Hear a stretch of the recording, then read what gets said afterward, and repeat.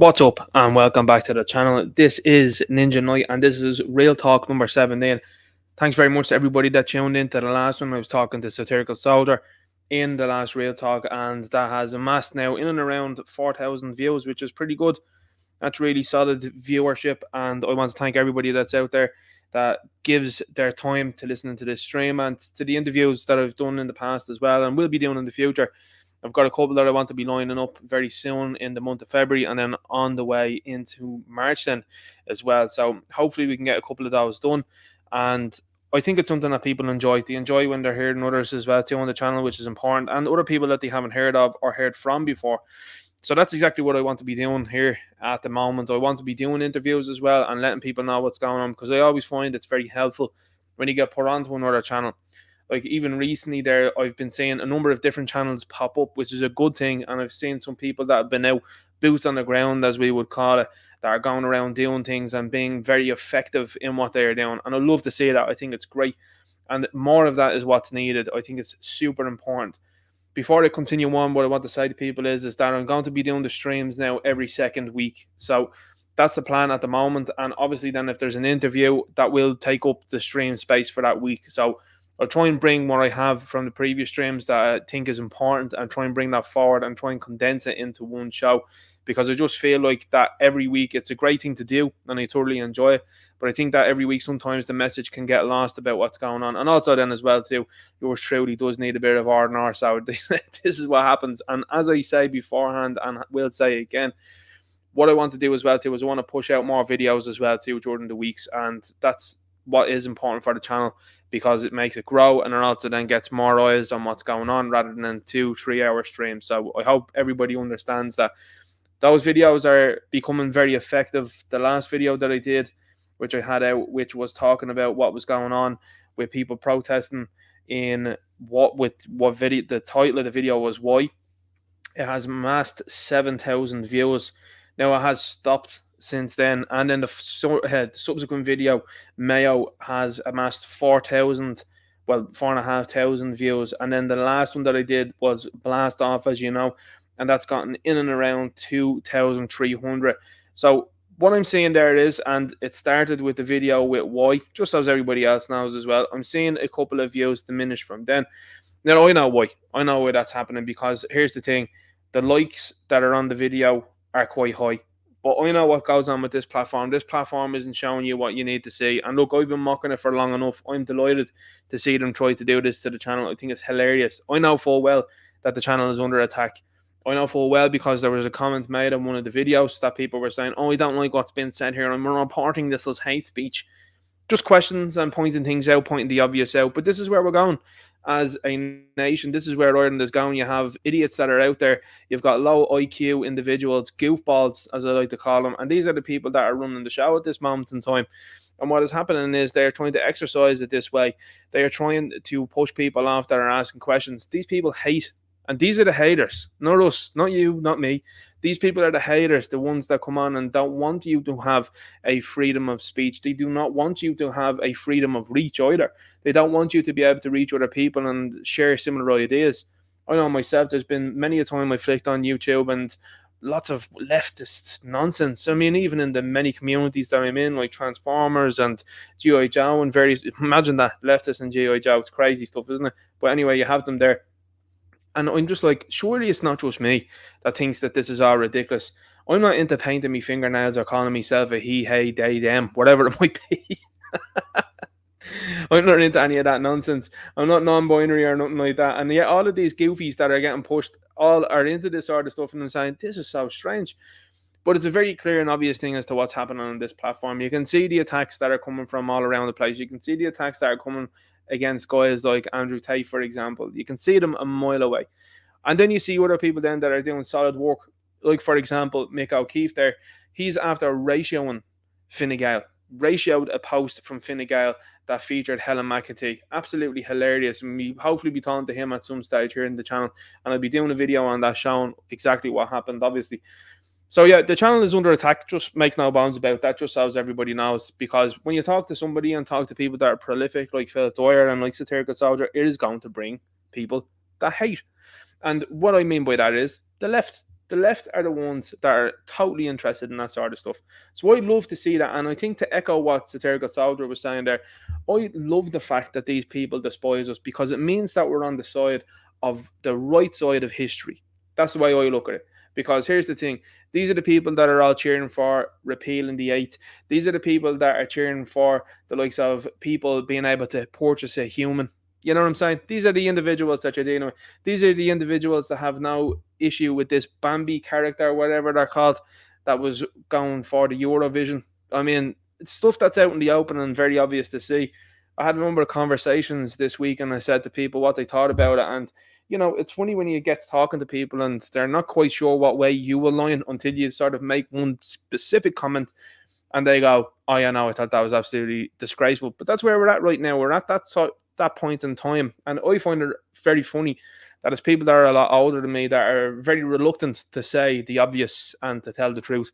But what I keep saying to people is, keep telling the truth, and that is like a light to the left. The left are like the darkness, and we are the light here, and we're shining a light upon these people, and they cannot stand it. They move away. They go as fast as they can because they can't stand it. So I'll be pushing out more videos. Make no bones about that. They ain't going to be anything different that's going to happen on this channel. I love to see that. I love to see when I get likes and shares on the videos. That's what it means to me. It means an awful lot. So thanks to everybody that does that. I'm seeing the last video blast off 2,300 views, 400 likes. Amazing. The mainstream media ain't getting that on their videos. A lot of their videos, they're getting tens of thousands of views. They're barely even scraping 20 likes on videos. And yet I'm getting more than that. That's what it means to me, and that's a good way for you to show me how effective this channel is. So thanks very much to everybody that does that. I really appreciate the likes and the shares as well. And we'll keep going. We keep going. That's exactly what we're going to do. Before I jumped on here tonight, it's actually funny enough that I'll jump on here tonight and talk about what's going on, because there's a bit of breaking news. That's why I was late. I was late because I was checking out a few things I was before the stream. Now, only today, Dublin Comic Con, people would be saying, "Ninja, this is entertainment industry stuff. Like, what does that matter here?" It's relative, and it's, to be honest with you, it's something that's quite shocking. So Dublin Comic Con today announced that they were going to be hosting Carl Weathers for the March show. So that's only 2 months away. Well, it's not even 2 months away. I keep thinking it's January here. It's actually a month away. And Carl Weathers is now no longer with us as of today. So if anybody doesn't know who Carl Weathers is, he starred as Apollo Creed in the Rocky movies. He was in Predator, the original Predator. He was in that with Arnold Schwarzenegger. He was also then Grief Karga in The Mandalorian. For anybody that hasn't seen any of those previous movies, that's who he was. And he was also in Happy Gilmore. That was another brilliant movie. A lot of people would go, "Oh yeah, that was him, yeah." Chubbs it was, wasn't it? Very funny in that film. So that's him. No longer with us there today. I'm sure as well too, it won't take too long for people to find out if he was pushing anything over the last couple of years. Seems to be a dramatic increase in suddenlies over the last while. And it's very unusual to me that you're seeing people that are going to sleep and not waking up. And that's becoming normalized as well. Remember the flu? Do you remember the flu was supposed to be something that was totally demonized over the last couple of years? But people have fallen asleep and not waking up. Nah, don't be worrying about that there. There's not an issue to that. What's that I hear you say? The left crying. They say, "But he was 76. Okay, sure. He's 76. And you're not flustered or worked up about people that are just dropping off suddenly, are you not? You're not worried about athletes and the what is it, nearly, is it something like double? Treble? I think it's even quadruple at this stage of the game, of these individuals having heart problems, heart-related problems. You're seeing, I think, there's a stadium nearly every couple of weeks having to stop a game, and these people having to be stretchered out. It's insane. And you're hearing it on your personal life as well too, because here's the thing, and the left don't understand this one either. Personal experience counts for an awful lot. The amount of people that I've heard about over the last while that have had a case of the suddenlies, or have indeed had turbo cancers, stage 4s, and it's like now looking back now, out of nowhere, has dramatically increased. I mean dramatically increased. I am talking to people that were full-on believers over the last couple of years, and they're actually coming to me going, "I'm afraid." And I'm saying to them, I would be, for sure. And I don't know how to alleviate that for those people. I mean, if I was them, I'd be shocked. I'd be terrified. I would be totally livid as well too, because I don't think you're someone, if you've gone down that route over the last couple of years and you've woken up, I don't think I would be calm. I think I'd be very livid, to be quite honest with you. I'd be angry, I would. So, and that's when you see the likes of Stephen Donnelly as well too, still being paraded about, and the fact that RTE and various other organisations are out there saying, we're going to take a no-blame approach to the last couple of years. A no-blame approach? I want these people severely punished for what they did. They stole, as far as I'm concerned, they stole 2 years of my life. And they not only stole 2 years of my life, but they stole the lives of people around me. I want these people punished, and I want them punished severely. This whole ideology of, oh, we must take no blame, I'm sure we learned our lessons and we'll get on from here. No, that's not what I want to see. I want to see these people punished severely. Outright. That's exactly what I want. This is what you get here with Real Talk. I'm telling you what I want with these people. I want them punished. And here's the thing. What we currently have in this country is a failed system. The judicial system is an absolute mess. So to think that you're going to get a fair, I think, trial when it comes to these things, they could put any of these clowns up on trial from any of these governmental positions. None of them will go down. Look at Leo Varadkar, for example, and that's exactly why I can just talk about these things. Look at Leo Varadkar, who was under criminal investigation. I'm going to say that once more. Leo Varadkar was under criminal investigation, and the DPP just decided, nah, we're not going to prosecute him. That's what happened. That is essentially what happened. It's insane. And yet that fella is still running around and he's talking about him being the leader of the country. He's heading over there to the forum there, meeting all sorts of people there, getting the orders, I'm sure. Like, this is where we're at.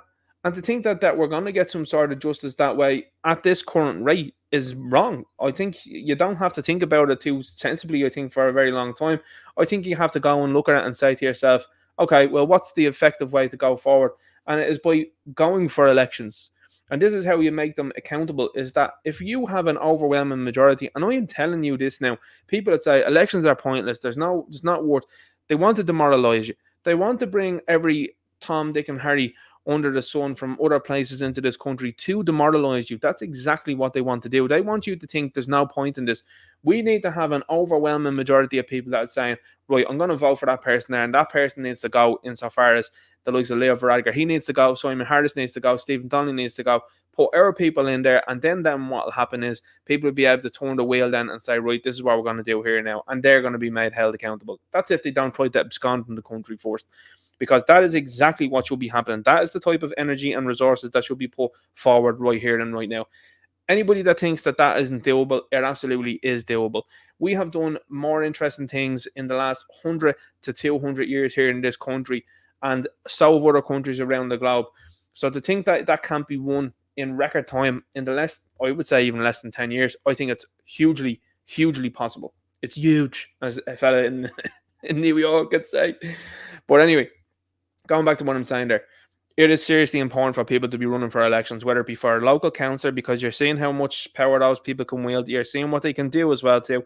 And then also then if you're going towards a TD position, because what you can see here right now is you can see the government and you can see the media and you can see how they lean on each other and how they float things out there.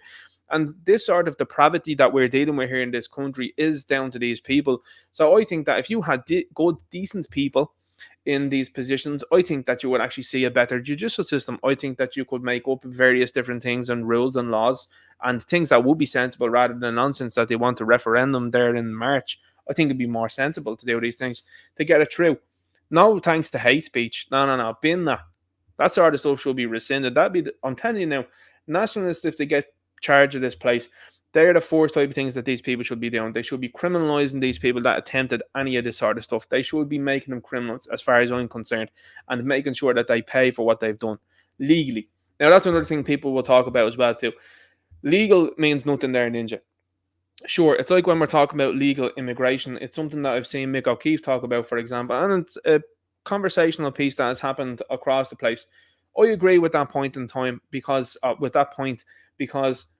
I think if you have this legal framework, these people are making up rules and laws whenever they see fit. Look at the nonsense that you've been pushed on, the nonsense that has been pushed onto you over the last couple of days. February 1st, we're actually going to have a deposit retention scheme. And what we're going to do is we're going to have to get you to have this recycle label on your bottles. And you're going to bring that back to the shop. So let me get this straight. To fix the climate, this is where you're going with. Now, you're not going to stop the planes that are flying through the sky that are drawing X's and O's up there, that are drawing massive lines up there. You're not going to stop them.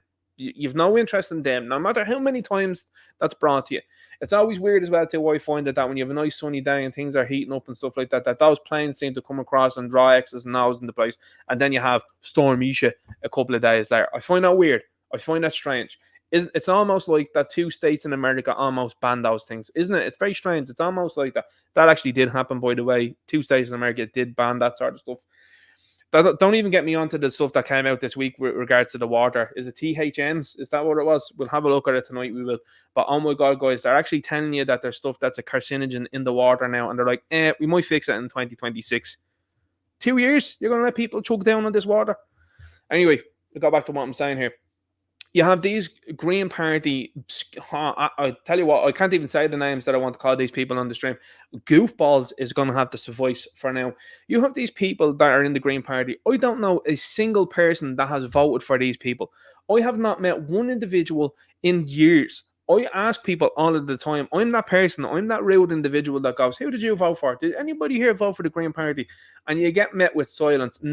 Everybody actually, as a matter of fact, I'll say unanimously, no, we didn't. So now you have these goofballs that are there that are running part of the show. Now, don't get me wrong. People would say, well, Ninja, they're getting the blame for sure. Because this stuff has all been overseen by Finnegan and Fianna Fáil. It works into their advantage anyway. But what they've decided to do is they've decided to make you now have to go back to a shop with a bottle to be placed into a machine to get your money back. Or a voucher. Now, that's an interesting caveat, isn't it? You can get a voucher or your cash back. Well, how long until they decide, well, we're not going to give you a cash back anymore, we're going to give you just a voucher? Sure, then your money's locked into this place, then you can't do what you want with it then, and that's even more money being taken off you. This is where we're going here. We have lunatics running the asylum at this moment in time, and it is unbelievable that has gotten over the line. Nobody voted for that. It's totally undemocratic. It's actually an attack on democracy as far as I'm concerned. The fact that they've introduced and implemented this sort of shit. How have they gotten away with this? And it's like, even, for example, the inheritance tax. That's another thing as well, too, that these people have gotten away with. How in the name of Jesus did these people get away with this nonsense? How? Well, it's the same way that they've gotten away with the last couple of years with the sniffles. It's the same way when you have the likes of Charlie Flanagan talking about how he's spoken with the Taoiseach and said to him, yeah, there's 1.8 billion that we have in assets seized there that belong to the Russians. I tell you what we'll do, we'll redistribute that and we'll give it to Ukraine. This is a fucking circus in this country. A circus is what it is. How can you have a fella like Charlie Flanagan who ran away from Philip Dwyer when Philip Dwyer asked him some very interesting questions that Charlie Flanagan couldn't answer? Couldn't debate Philip Dwyer on the street, ran away from. And he's then saying, yeah, the billion odd there that's there that we found in the back of the couch there, send it back to that place there. That's losing, dramatically losing. Not for Ireland, not like, oh no, we need it and we'll use it. No, we'll send it off to this kip that's losing. Absolute jokers we have in this place. We really do. I know what you'll say, but Ninja Night, they're all linked. They're all in it together. I agree. And it's nice to see under the tweets as well, too, people talking about how corrupt the whole system is and how nonsensical it is. But it only changes when you run for these positions and take these positions off these people. I know people think it's insurmountable and think, oh no, that'll never happen. It can absolutely happen. If you have enough people, if you go into Leo Varadkar's area and you have enough people that are going to vote for you ahead of him and they turn up to meetings and stuff like that, it's going to become very obvious very quick if there's any rubbing of the eyes going on. You know what I'm saying? If there's any wool being pulled over the eyes, as they say. So to me, I think you can take a page out of the Americans' book there where your man rocks around to different counties and different states and whatever it might be and goes around doing basically press conferences with tens of thousands of people, and the other fella can't fill a hall. He can't fill 15 seats. I think it becomes really clear very easily, you know? So I think that's where we need to go with it. Anyway, we'll jump into the chat here and say hello tonight. We've got Air Only BO 101 Forces, Indigenous obligation, not international obligation to help with the EU, NATO, UN, and Forum, etc. Our own sovereignty takes a backseat to nobody. I'm starting to see, great comment there, I'm starting to see major panic come from NGOs and from the media and some government ministers that they're upset about how people are turning on the EU. Well, it's about time. Because the EU have resulted in very negative things here into this country. They have overseeing this pushing of immigration into our country at an unprecedented and unlimited level with very little vetting at all. They have pilfered our waters as well too, which has made our fishermen have a more difficult life going forward. And they are also the ones then that are behind most of this climate nonsense that has been pushed upon us, and indeed our farmers. Great to see the farmers out in unison together and saying, no, we're not going to have this. The Farmers Alliance as well too. I seen a hit piece there during the week, and in my opinion, it's a hit piece when you have a media outlet that decides to write negative things. I mean, I don't think it was negative, to be honest with you. I think any sane individual reading the article would have went, I think I'll vote for these guys. When they were trying to criticize Ireland Force and what they stand for, and I was like, this is all positive here. Then they criticised another group. I'm not quite sure. I don't remember the name of the group. It was one of the newer ones. I'm always wary of newer ones that I haven't heard of before. I'm like, well, I don't know about that one. And then they had the Irish Farmers Alliance when I'm like, well, I heard about that one and I know what those guys are about and it's good stuff. So I'm looking at it going like, okay, the machine, the apparatus, it's afraid now because that's what they do. What they do is they try to push this sort of stuff out. How do we know this? Seen it in America, seen it in France, seen it in Italy. The same sort of moves are being played all of the time, and it's the same playbook. Once you've seen it. They don't have anything else. They have nothing else at all. So, yeah, I think the EU is the next thing that people need to get out of, and I think that you will see a big change. You're seeing politicians now as well, too. They're talking about maybe, and that's the word, may. We may cut the welfare of Ukrainians here in Ireland. Why is it may? Why is it not? Yeah, no, tomorrow we're doing that. You can do it on the flip of a switch there. You can when it's still with us here. You can do it when, for example, you won't have Gardaí outside the school where children were attacked, but you can have them outside government buildings. You can have them outside the constituency offices of members of the government. You can have them outside synagogues, which was another weird thing. That was another weird thing that was happening since then. And they also had them outside mosques as well. That's kind of strange how that really worked out, isn't it? But anyway, there's no such thing as coincidence when you're looking at these things. These things are all linked together. Marina says, I appreciate all that you do. Thanks very much. Good to see you here tonight. We'll have a look at the chat. Remember, if you have anything to say, remember you at Ninja Night in the chat. That would be very helpful. I'm going to be flying through things here tonight, because I have an awful lot to get covered. So we have Fernando Murky says, I'm glad Ninja is back on. CST says, evening all, we'll watch later. Sorry, but have to watch Ninja's favourite sport, allegedly, speculatively. Don't tell me you were watching rugby. Shocking. CK Media Train says, evening all, so glad Ninja is back. Thanks very much. Eric Griffith says, can't wait, been having withdrawals. Much appreciate that one there. Podrick says, how are you to everyone in the chat and Ninja Night? Frank Barnes says, I thought for a while that Ninja's not here. Ninja's watching the rugby. There is rugby tonight, is there? Liam says, yeah, I wouldn't be going near rugby at all. Egg chasing nonsense.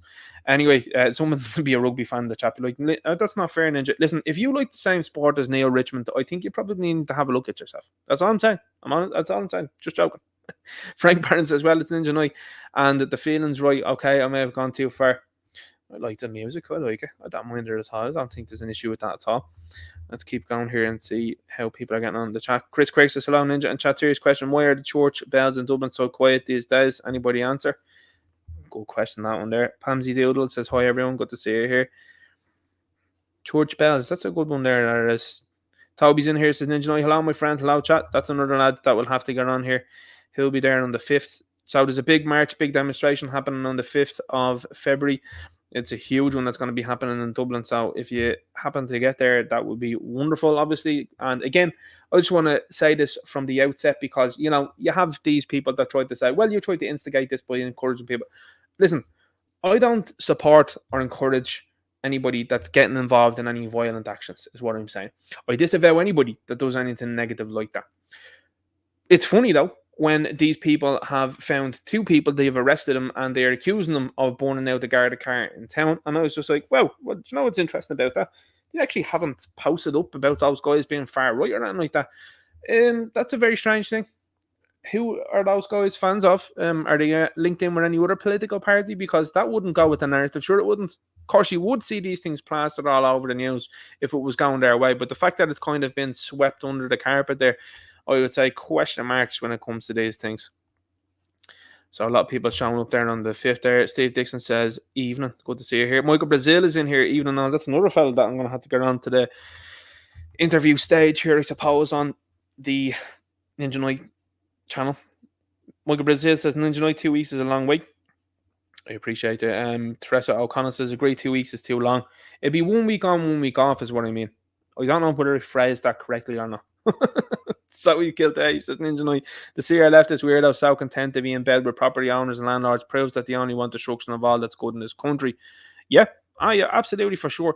These people, a lot of people speculate online that these people are actually LinkedIn, that they're on for not the company LinkedIn, but they are actually paid by some nefarious individuals. And to be quite honest with you, I can see their points. Again, I'm just explaining and talking about all of this sort of goofball stuff here. I can see how people see that. I could see that 100%. Because how can you explain people that will vehemently follow people around like the likes of myself or yourself or Circuit Soldier, Irish Git, the Irish Inquiry, Derek Bloig, Toby, Nick O'Keefe, Grant Reno, for example, as well too. How else can you explain people that vehemently follow these people around and put up stupid arguments against these guys that are talking sense? Whereas it's easy for us to quote tweet the likes of the Green Party and say these people are stupid, and people go, yeah, no, they are, because they think that they can fix the climate with you paying more taxes. You know what I'm saying? You got a big polluter in the likes of China there, and no interest in them. Eamon Ryan's flying over to China, by the way. Flew over there not too long ago. Did he have a word with them? No. He went over there in a shirt that wasn't ironed. And then he's turning around going, oh, yeah, I really care about the climate. Do you, right? Do you, yeah? You could have done that on Zoom. And yet you're telling us then, oh, you need to be returning these cans there now for the climate. Absolute hogswash. What a horrible human being. And I think that about everybody that's in the Green Party. How could you be any sort of human being and be in that party? It's an absolute joke shop. Anyway, my distaste for the Green Party is obviously very palpable, and people know that. And you have people there, for example, like Hazel Chew. By the way, I would say this as well too. Her husband is Patrick Costello, who's a TD. Make sure his seat is taken off him next. That means that woman's influence becomes null and void. There's actually no reason for her to be anywhere around somewhere serious. So that needs to be happening next. His seat needs to go, and then off she goes. Then she should be deported, in my humble opinion. That's a woman that just causes far too much trouble for my liking. There's people that are here in this country running amok, and they've done worse things than Oliver Cromwell. They really have. The fact that they're openly hating on people and Irish people for flying the tricolour and being nationalists and patriots tells you everything you need to know. These people are worse than Cromwell. People like Naughty Red Ninja, these people in the likes of Cromwell, like that, were hundreds of years, it caused a complete vibration. I agree. But these people are just as bad, if not worse, because they're doing it constantly and they're doing it in your face as well too. It's absolutely horrific. So anyway, speaking of China, we'll talk about China. Okay. So China is a place that wasn't reprimanded. It wasn't facing any repercussions. They are actually rolled out red carpet there for it. Remember the sniffles that you were told don't go to the hospital to visit a loved one? Do you remember the sniffles where you were told you have to stand outside and you can't go in and witness the birth of your own baby? Do you remember that one? And do you remember the way you weren't allowed to go in and go to a funeral of more than 6 people? Do you remember all of that stuff? Yeah, you remember that? You do. Well, our government rolled the red carpet out there only a couple of weeks ago to the Chinese government. They did on a big, massive plane. And who was there to greet them? Goofball in chief, Eamon Ryan. Welcome there now, China. Oh, yeah, how are you getting on? And your man's obviously looking at him and he's going, look at this cabbage. Because how can you be pontificating about how great it is to have this guy here, and there's zero repercussions that face that country over letting the sniffles out? But don't forget, guys, that sniffles could get out of a level 4 biolab. It could get out of that now. It could slip on by as if it was venom. The symbiote. It could slip out there, it would. But guess what? If you're having a €9 meal, or if you're sitting down, it knew not to go near you. It knew if you had that paper mask on that you couldn't be touched. Remember that one? Just to forget how ridiculous things got here. So anyway, speaking of China, I want to let you know that this is something that I looked up recently. Because, do you know what it was? I think someone made a comment about Hazel Chew, and they said that she looked like Chairman Mao. And I said, well, you know what? I would disagree with that point. I actually think that she looks like Dennis Nedry from Jurassic Park. But anyway, I had a look at Mao for the laugh, and I said to myself, well, this fellow is viewed as a very negative individual, so let's have a little look here. Now, as you remember, and as you know, if you don't know, or maybe you might have a look into it now already, Mao was a very fat man, okay? Which is a very unusual thing for Asians, and particularly for Chinese people, because Chinese people like to keep themselves well, by and large. Hazel Chew clearly doesn't. Jackie Chan likes to keep himself well. Jet Li likes to keep himself well, Asians that I respect. And you've got Bruce Lee. And you got this guy, Mao, that on a whim, Now, this is what I'm explaining to you here in this video, and I suppose in this stream, why I'm setting it up with this here. You are dealing with politicians that have done stupid things in history without a care or without a thought. Now, if you think that this was just limited to one person one time in a foreign country, I think you're mistaken, especially when it comes to this communism nonsense. So, what did Mao do? Well, I've put down a little bit of a highlight here, there for you, a highlight reel of what went on. What he decided to set up on a whim, this was just something he decided, was to do this for pests campaign. So what did he want to do? He wanted rats, flies, mosquitoes, and sparrows exterminated. Didn't want them anywhere near anything else. What was the answer for that? Why did they do that? Well, it was going to affect the produce for the people. They had too much bother with them. And he took a personal disliking to sparrows in particular. Now, he had people that were advising him, listen, Mao boy, bad idea here, buddy. It's not good. We are actual scientists, and the ecosystem would fail if we don't have sparrows. And those other animals that are there, those other pests, as you would call them, they're actually things that these animals feed off of as well, too. It's a circle of life here. Do you not understand that, pal? And he went, I don't care. I want them all gone. And so as a result, then they called loads of sparrows. And what ended up happening then was a famine ensued, because guess what happened? They didn't have the nature that was needed to ensure that things were protected as they should be naturally. And as a result, 15 to 55 million people in China were unalived because of famine, because of one stupid person and stupid decisions that were followed by stupid people, and people that bought into it and thought this is a great idea. This is what you get here now in this country. You have stupid people doing stupid things and stupid people following them, and stupid things are occurring every day. It's insane. And that's why I'm just highlighting this here, to show you that this happened, and yet you're still seeing the same sort of nonsense go on. We're going to cull 20,000 cows there. What are we going to do then? We're going to actually import the beef from Brazil. Sorry, what? Well, the CO2 levels are a bit too high.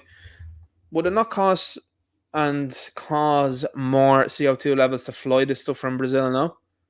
You see, this is what I'm saying to you. You have stupid people with their hands on the reins at the moment, and you have stupid people with their fingers over the buttons. So this is why I wanted to highlight that one. That is a story, and that is true.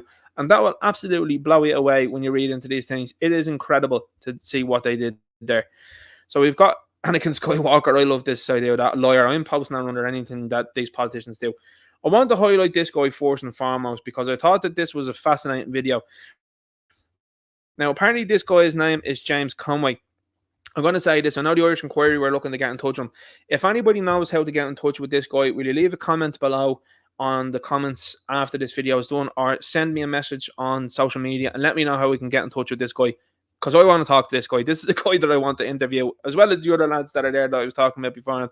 I want to interview this guy because I want to know what is going on. This is a fascinating video. Let's have a look at it. 2.5 minutes.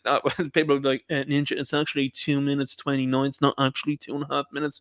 Okay, give me grace of a second there, all right? Let's have a look. Hey there. Remember me? I'm that crazy guy that ran in the last general election. I kept saying crazy things like, if we kept building these data centers and closing down power stations, our electricity bills would go through the roof. Crazy things like, if the Green Party gets in, they'll probably reduce the national herd by 30 to 40%. Oh yeah, another crazy one I came up with. I says, if we don't stop being such an attractive location for asylum seekers, inevitably every village and town in Ireland will be hosting asylum seekers. For all that craziness, I was branded a right-wing conspiracy theorist. Okay. Thank God none of it happened, though. Anyways, I am running in the local election coming up with a party. It'll all be announced very shortly.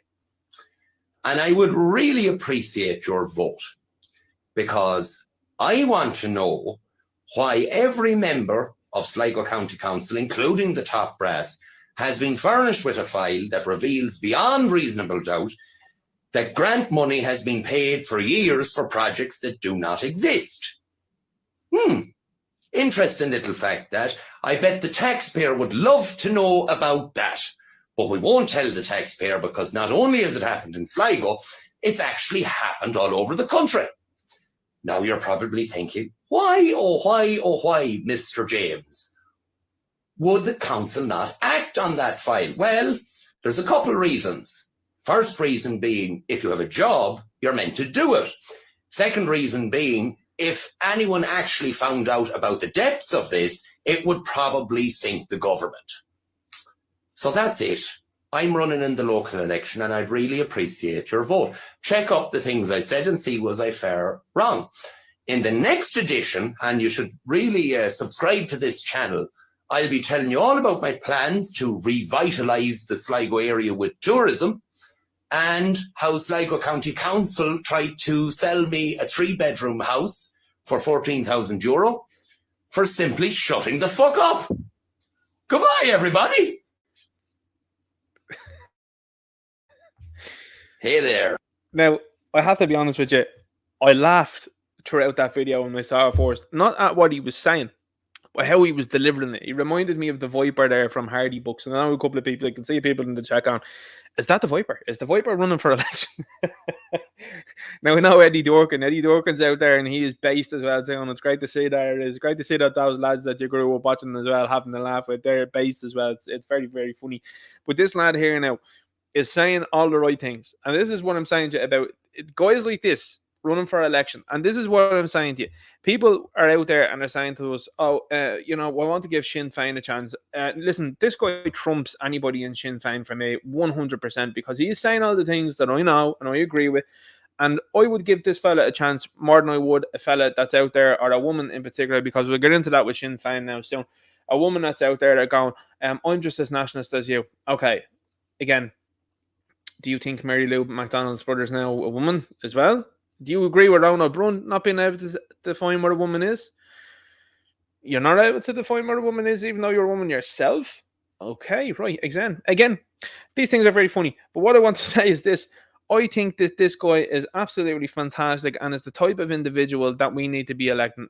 Exactly the things that we've been talking about are points that he's hitting on there. Talking about, and I mean, again, when you've got someone there in a county that's outside of Dublin, these people can see what's going on a mile off. It's often something that we laugh about as well when we see Green Party people that are out in the countryside outside of Dublin. And they're like, we knocked on the local farm. How many farms have we laughed away from? And we've been talking to farmers over the last while. When I say farmers, people that are living in these areas and are actual sons and daughters of farmers. And they cannot believe, they'd be talking about how farmers in their local areas and how they view the Green Party. They view them as idiots. They view the Green Party as dangerous idiots. That is the consensus that we have gathered with real life individuals, that they say, hey, the local farmers around my way think that these guys are idiots. And I'm saying, that's amazing. And isn't it incredible how these people still get votes and still are able to get seats, isn't it? Even though nobody likes them. So again, what this guy is saying is on the money. I quite like what he's saying. If I can get a chat with him, I'd love to hear it, because again, the floor will be his when it comes to questions on that. I mean, I have so many questions when it comes to these things. You know, when he's talking about the data centers, these are things that people had highlighted very long ago. We talk about the culling the national herd. This is something that is now coming into effect and is causing a real problem right now. Another thing is the money issue as well too. That's quite interesting, and I'd love to get his thoughts on that as well, because he obviously would know more than I do in that respect. And then also then the council issue as well too, of offering him a house for 14,000. If that is indeed true for him shutting up, I have not received an offer for a house for 14,000, just so everybody knows. Okay, so this guy is doing something really good. If that's the case, he's doing something that's right completely to be doing that. Okay, so we got a comment in there as well too. It says Charmed Superior says, just joined the stream. Have you spoken about the attack in London by an asylum seeker? We are fuming the Home Office and governments are against their own citizens. I think you guys are seeing what's going on real clear right now. And in London, it's happening all the time. It's becoming very, very normalised. Like, I mean, look at the likes of the knife crime that's in England there as well too.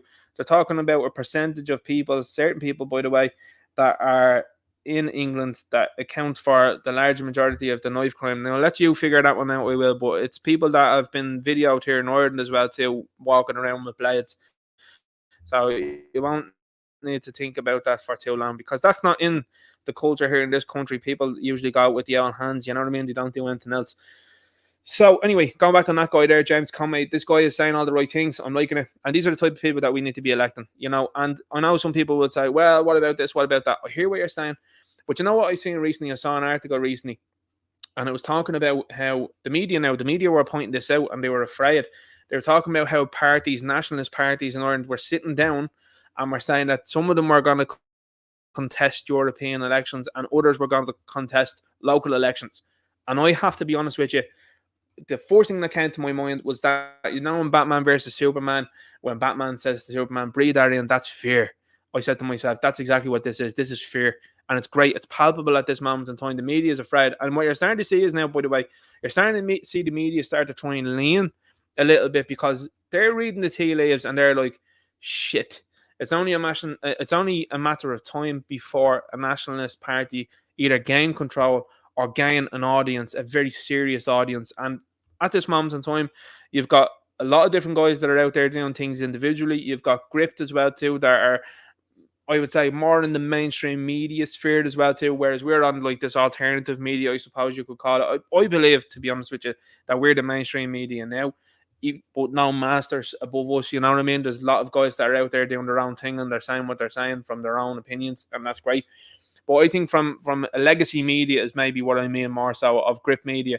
I think they're hammering on the door, and I think people are starting to look and they're starting to notice things as well due to those guys. Only what was it, last week or the week before, and also Satirical Soldier and other guys that were putting up as well too. Can't remember the name of the senator. Someone might let me know there in the chat. Was talking about, like, how did Gript get a press pass in to be asking questions? That's undemocratic there, buddy. How is it that you were able to say that there out in public? And this is what's going on right now. These people are airing these thoughts and feelings out in public. They're telling you that the likes of people like Derek Blythe, for example, the Ireland Force Party, are undemocratic. And these are the same people that are saying to you, we want hate speech laws. We want you to be deplatformed. We want you to not have the anonymity of online. I mean, it's crazy stuff. These people are also then very upset and concerned, and they're starting to try and turn the screw as well too with the media by saying we are getting abuse on social media. In my humble opinion, and the humble opinion of many others that are out there, you simply do not get enough for what you've done. You have sold this country out. You have sold generations out, and generations yet to come. And you think people having a natter at you on Twitter or on Facebook is a problem? You have no idea how angry people are and how righteous these people feel, because it is righteous anger. You are dealing with people, I think, in this moment in time that are running the show that are flat out evil. I've no doubt in my mind. You have people out there that are doing things that don't make any logical sense. How come none of these people choose the logical, sensible thing to do? And then what they do is they go, I don't understand why people don't like me. Listen, if I turned around to most of the country, and again, we'll just factor in the fact there's 26 counties for this moment, right? And you're talking about Dublin, and you tell the rest of them, hey, by the way, guys, there are 25 counties out there. We're going to have to call the herd. We're going to actively take money out of your pockets. I don't think it's too unreasonable to say these people are probably going to dislike me. I'm probably going to be an unlikable figure. I don't think that that's unreasonable. I also then think then when you go and say, hey, do you know what we're going to do? We're going to lock you down in your gas there, and we're going to not let you see anybody that is a beloved person, because once you go past 5 kilometers, I think you deserve every bit of venom that you get. I really do. And I think a lot of other people are out there that feel the same. And we've gotten to this point in time as well too, where people have gotten to the end of the tether and people have had enough. I mean, there's people on the breadline. I'm talking to people all of the time. There's people on the breadline that are working from paycheck to paycheck in what would have been a good job 20 years ago. You know, I was looking at a guy recently as well, Tim Dillon, and he was talking about boomers, for example. And I know that this kind of makes people a bit squeamish as well too when they're of a certain age and they go, it's not our fault. Well, you know, here's the logistics of how things go. Tim Dillon was talking about boomers and how they can sell houses there for 400, 500,000. The next generation that are actually related to them, and indeed their own people, are unable to get onto that property ladder. So what's ended up happening is multi-billion-dollar corporations are able to buy up the properties, and or then people that have come into the country who are there either illegally or up to activity that's now good are able to purchase houses, or they can group buy them like what some of them are doing. So a couple aren't able to buy that house now. It's impossible. And that's where we're going here in this country. We're approaching the realm of houses here in Dublin, basic houses, becoming 500,000 houses. 500,000 for a basic house here in Dublin. This is insane. And this is because of the failures of many people taking the eye off the ball and living through the good times and all that. But what has happened in the meantime is the country has been sold out from underneath their feet, and the feet of the generations that are to come after us then. And this is the same time as well too that this government have wheeled in Africans, for example, people from failed countries, failed states that have been wheeled in here into this country, and they're telling you you're a racist. Well, I don't know about you, but if I knew that the mechanic down the street was shit at his job, I probably wouldn't take any advice from him when it comes to cars. Would you? So I think that that's a bad idea. Yeah, it's somehow deemed to be some sort of istophobe when you go, hang on here for a second. The adults are in the room here right now. I don't think you know what you're talking about whatsoever. And I think you're the wrong person to be talking about what you were talking about right now. So anyway, this guy, this is the type of personality. These are the guys that I want to see running around the doll. Let's have a look at Ono Brun. So for anyone that thinks, and this is something I want to do, I just want to keep reiterating what Sinn Féin are up to and how they weave their, shall we say, spells. Because here is Ono Brun, who's affectionately known as the Harry Potter of Sinn Féin. Apparently, this guy is a mastermind, an absolute wizard when it comes to housing, knows how to fix it. But you know what he doesn't know? Let's see what he doesn't know. Can we just ask one last question? What is a woman? What is a woman? If you're asking me about gender. No, I'm asking you what is a woman. It's a very simple question. What is a woman? Just give me a definition. You speak English. Satirical Soldier made a very good point there. He said you can actually see the moment he says that the man's, I mean, again, allegedly, because who knows nowadays, you can see when the soul leaves the body and it's around there. It's like, whoa, you can see it. But I just want to highlight that is your Sinn Féin. That is Sinn Féin nowadays. Marina says, don't be scared of being called an ist. It's a Marxist tactic to shut you up. Absolutely, 100%. Anytime you're called any sort of ist or anything like that. And a lot of people are pointing back to WW2, for example, and they're saying, well, it's interesting, isn't it, how a cultural event and phenomenon happened then. I mean, when you look at what's happened in the last couple of years, I don't believe anything that happened in around 1930s, 1940s. No way. Not when you're looking at things on a smartphone in 2024 and they're actively telling you, no, that's actually not happening. And you're going, but I'm looking at it here. I'm looking at it on the phone. And you were telling me that not to believe my own eyes. Is this what you're doing? What are the odds that the good guys always won throughout history anyway? So going back on what I'm saying there, again, it critical thinking and just the question of it. I think, I mean, it's mad that you think, when you think about it, that from the 1930s, 1940s, it's actually illegal to ask certain questions in countries. Now, why would you make certain questions illegal? It's unusual, isn't it? It's very unusual that if you question something there, it's becoming illegal and then you're possibly going to be facing jail for that. Again, all I'm saying is asking questions. I don't think there's anything wrong with that. Disprove me is what I'm saying. Disprove me. If the question I'm asking is a question that can be disproven or you can actually back it up with something, fine, absolutely fine. But I think what we've seen in the last couple of years, I don't think that an awful lot of people can stand over these things that have happened in history. Again, like I said, when you're seeing what's happening over beside Russia there, and you're seeing in real time what's going on, and then they're telling you something different, it's like, nah, how long have they been cogging this game for? Then you're seeing what's happening in the Middle East, and you're like, that's another kettle of fish. But like I was saying to someone recently, I actually don't give a shit about what's going on over in Russia. I don't give a shit about what's going on in the Middle East. I care about the fact that house prices here are getting to an astronomical level, which means that future generations aren't going to be able to buy their own houses. And then saddled with the fact then that you have the likes of the inheritance tax, for example, that takes a savage amount of money off people then when they have something passed down towards them. So let's keep going. Let's have a look at this. Now, RTE, in their infinite wisdom, decided to air this, and this didn't go as well as they thought it was going to go. People were very upset about this, and rightfully so. Now, can I get to a point in time? I think it's about here. I think she says something ridiculous. But then you get, but we're Irish. We like to joke around. We like to make a laugh out of something, and that needs to change within the Irish community. Okay, so that's just a quick clip there of nonsense, and this is a foreign individual that has come into our country, a guest in our country that doesn't like the way we behave and doesn't like the way we tell jokes. Now, what I'm going to say to you is this. I think it was about 6 years ago. I think Tommy Tiernan had a set that was out there. And when I say a set, this is what comedy is about. They have generally jokes that are basically like songs, for example. And what they do is they go through the jokes as if it's like songs. It's incredible. It's an interesting thing. When you look at a number of comedians' podcasts, you get to peek behind the curtain a little bit. And I think that that's interesting. And on any given night, the second change a little bit, depending on the crowd.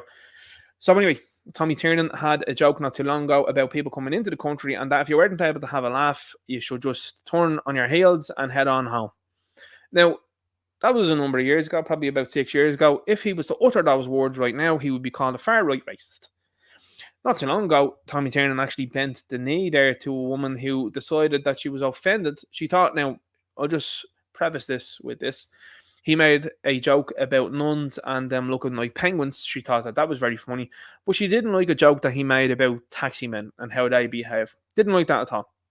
And it got offended. And Tommy Tiernan bent the knee and said, sorry there. I'm very sorry. I offended you.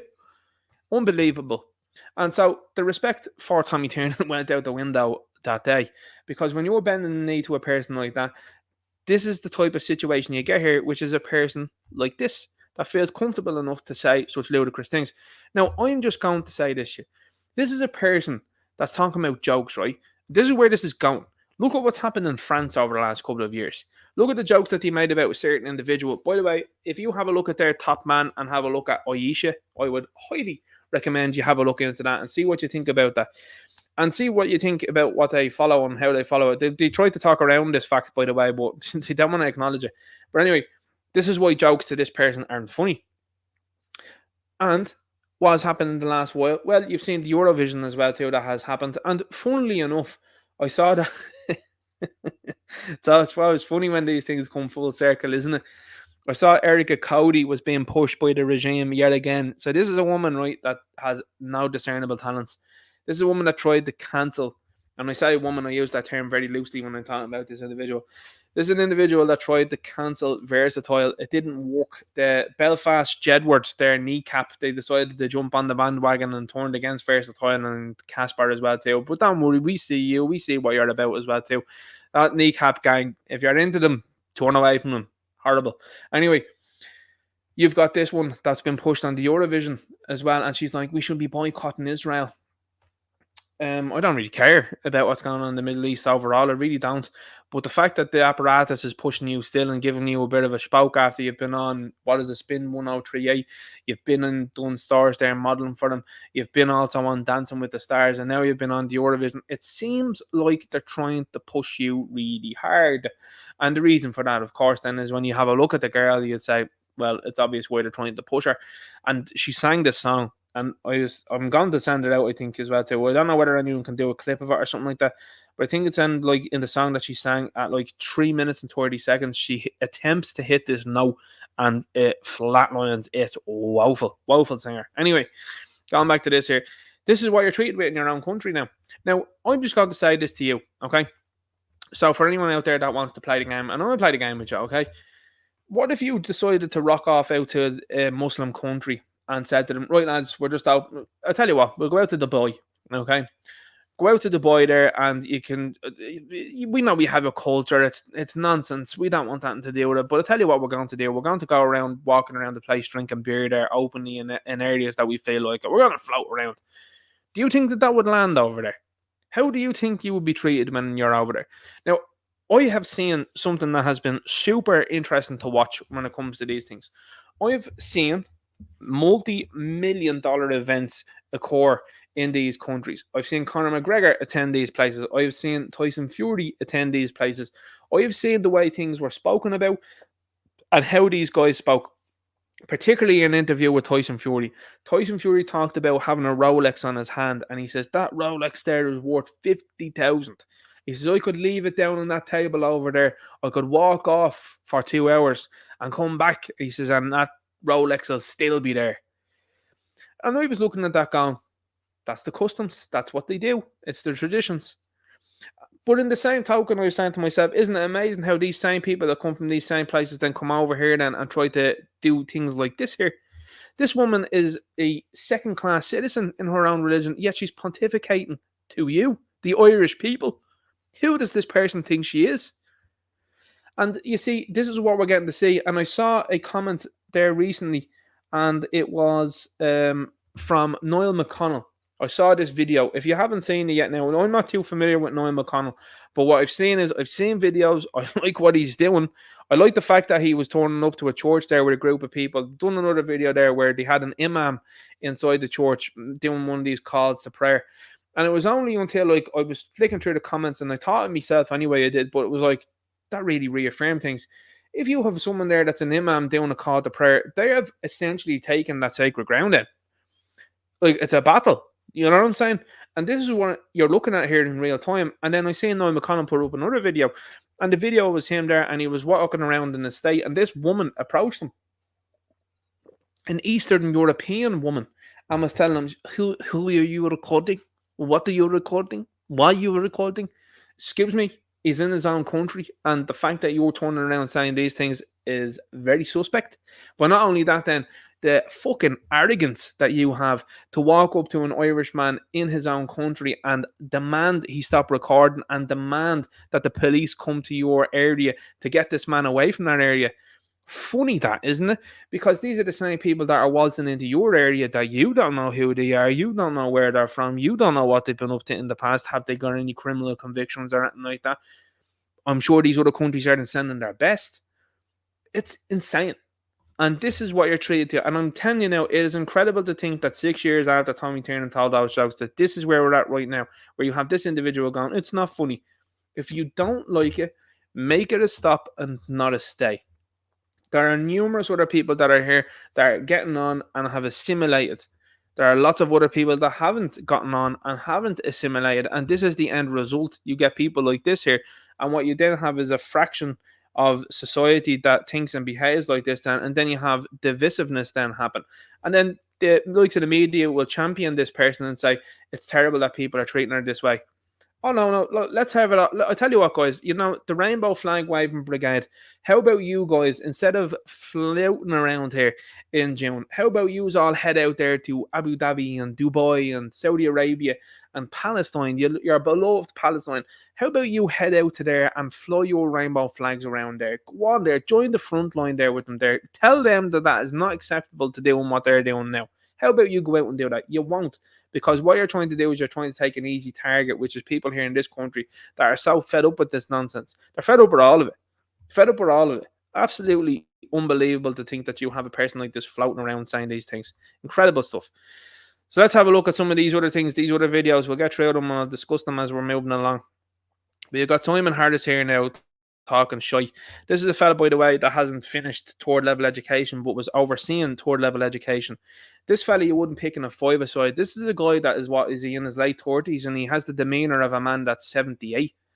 He's bent over. Hi guys, I'm Simon Hardis here. Absolute flu. Let's have a look. On a purely economic level, our country needs inward migration. And it probably what is he talking about hunched over? In economic level. Why? You see, this is something that actually Mick O'Keefe brought an attention to and a point when he was responding to Helen McEntee. What you are seeing here now are people that are trying really hard. And this is the thing now. You're seeing these people unanimously trying really hard to tell you that immigration is super duper good. You obviously know it's the complete opposite, particularly with the way they've handled it.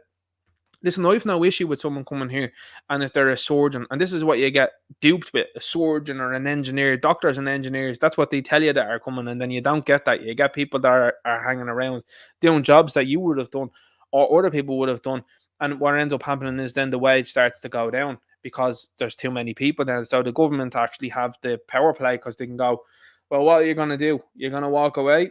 Should we just get someone else to replace you? This is when people are talking about, and they're getting afraid, by the way, of Andrew Tate when they're talking about women in the workforce. Women are starting to realise that feminism was a big con and it's done more harm than good when they're going, hang on here for a second, if they go and pay taxes and go to work and be told what to do, and yet then I won't come home and I won't have a husband and I won't be asked to look after the kids. This is what we're seeing here in real time. I know women that are like that. That are like, I want to go to work and be told what to do by someone else there that's not my husband, and I'll be told when I'm getting breaks and all that, and I have to do things to a T. But when I go home, I won't do a tap for him.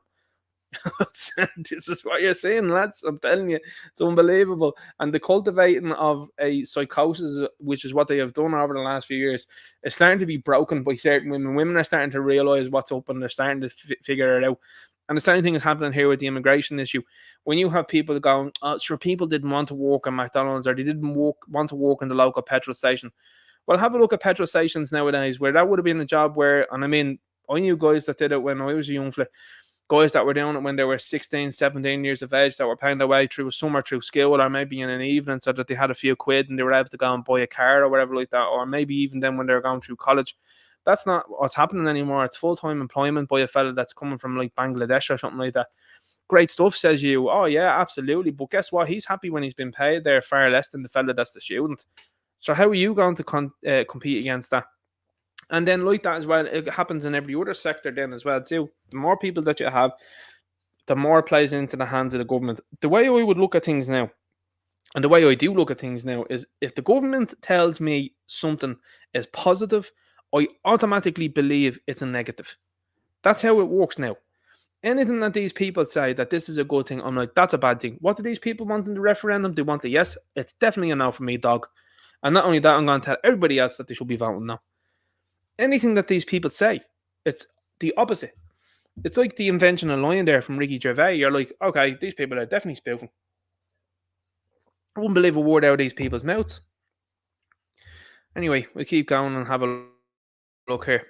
Because when you're talking about people that have been brought into the country, and we're starting to see a problem now emerge amongst the Gardaí, we're seeing resignations are an all-time high. We're seeing retirees are an all-time high as well. And you're just seeing people just decide to just jack it in. And when I'm talking about resignations, I'm talking about, I suppose, people that are just leaving kind of without saying that, but people that are leaving because of very egregious things and grievous incidents.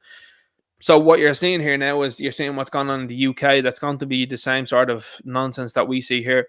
So this has happened in the UK. And why am I highlighting what's happened in the UK? Well, it's only going to be a matter of time before this sort of stuff happens here. I mean, not too long ago, we had the Garda Reserve as well too, which were volunteers also. But what you're starting to see is you're seeing that the Garda are recruiting around the likes of, and openly doing it, by the way. They're putting it out on social media that they're going around to direct provision centres and they're posting things in different languages as well too. I think, wasn't it your man Stephen Bedford arrested by a Sikh Garda? A fellow was wearing a turban. I mean, this is where we're at here right now here in 2024 in Ireland. That's unbelievable. You'd think that this place is America, the way they have things advertised and the way they're doing things. So you see this person who is a volunteer. Now, anytime I've been to England, now I will say this, I will preface it with this. I've seen police officers that are there, and I say to myself, okay, you know, there's obviously a respect level that's there, and they're quite official. To be honest with you, they're quite different. They are a little bit from the Gardaí. The Gardaí, they used to. Do you know what the thing is with the Gardaí and what the sad thing is about them? The sad thing is that, you know, you wouldn't feel like someone there that was an English policeman or policewoman would be approachable or anything like that. You'd always feel years ago that the Gardaí were fairly approachable, that you could have a talk with them or have a chat with them or whatever like that and go on and pass your day then. It's not that way now. But people like this now in the UK are what they're going to be employing.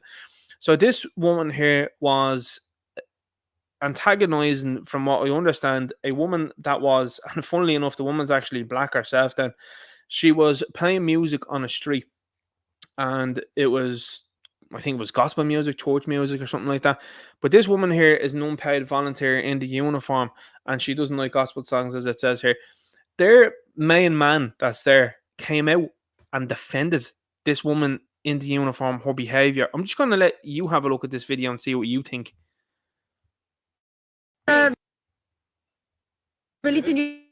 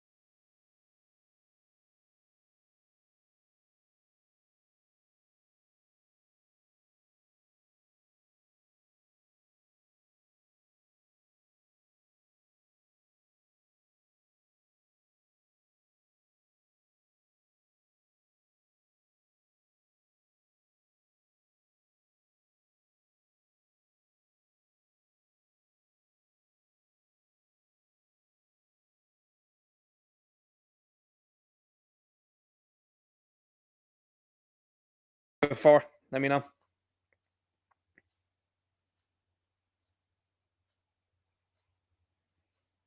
Just making sure that I'm 100% back there. Anybody let me know in the chat there, that'd be fantastic.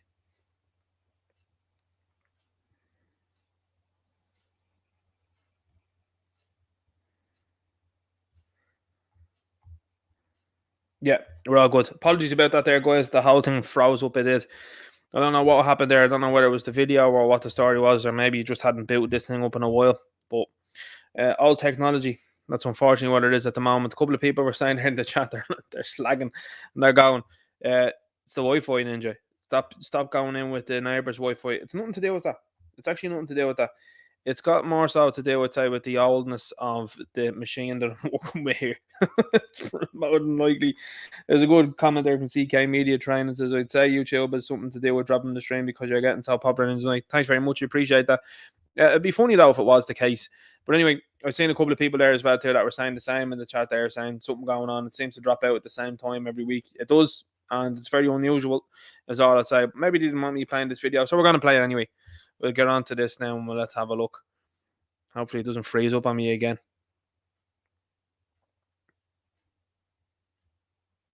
Religion you're allowed to do anywhere. No, miss, you're not allowed to sing church songs outside of church grounds, by the way. You're not allowed to sing church songs outside of church songs or church you're not allowed grounds. That's fine. That's you're fine. not allowed. She just said you're not allowed to sing church songs outside of church. Outside of church grounds, unless you have unless That's you've been a load of authorized by the church to allowed. do this kind of song.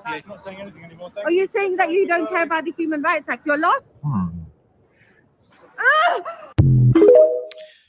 So that's, again, people in the UK have been treated, and that's only a couple of years away here from us, and we'll see something like that as well. We'll see someone like that there that's barely able to speak English and is carrying on like that in a uniform. And this is why I drive home the point that I do and have done for so long, is that it's bad enough when you're seeing our own guys in uniform doing what they do. How bad is it going to be when you stick someone in a uniform that ain't from here, that doesn't care?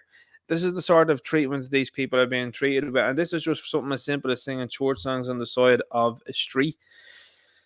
So I'll let you know everything that you need to know there, isn't it, guys? So here's another video that came up there. A couple of people were sharing this around on different groups and all that.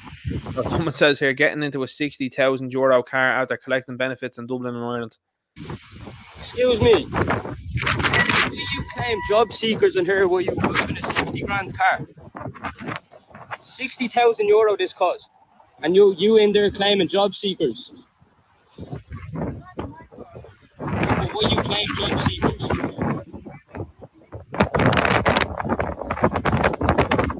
What you claim job seekers?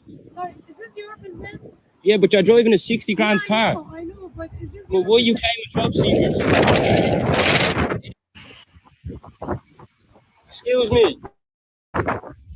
Amazing that, isn't it? How people are doing that, and so brazenly as well. Amazing. €60,000 car. I find that to be unbelievable, guys. So this is what happened as well too. We've seen here the farmers were out there. This is from the Long Acre, as you can see here. I don't know where it is or anything like that, but someone just posted it up. But there was multiple mobilizations. Mobilizations, the right word, is it? Multiple units, we should say, of tractors going towards various different places, and it's great to see. And they said that these people were standing together. They were for what's happening in France. So French farmers have actually started to dig up the roads in Paris, by the way. They've also started to lay all sorts of dirt and muck as well too on the ground, because here's the thing, an awful lot of people forget, that without farmers you don't eat. Simple as. People like to think, oh, I just go into the shop and I'm able to purchase what I need there, and it just comes magically. No.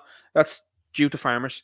So that's why that's there. That's why they're super important. They don't get nearly enough the credit that they should get. In my opinion, a farmer should be paid more than the likes of Marcus Rashford for kicking a football around the place. But when you realise that the likes of Marcus Rashford is paid £350,000 a week, is because he is useful. He's a useful idiot to these people, and he is utilised as a commodity. You see, that's what these people, footballers, celebrities, all these individuals, that's all they are. They're useful commodities for these people. Look at will.i.am, for example. will.i.am was hanging around the forum there talking absolute nonsense, he was. But those people know that the game is up because there ain't anybody listening to them. But here's what's important, and what you're not being shown either.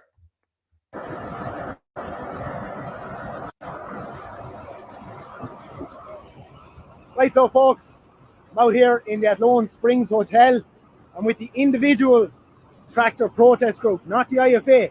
The IFA tried to spoil these men's plans.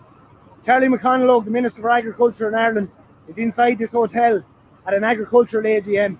These men have a list of demands for him, and they want to meet him with the list of demands, and he'll have to come out and acknowledge that these men are here. These men are not happy. They're not the IFA. They're regular farmers, regular people, and you know what? They're not happy, okay?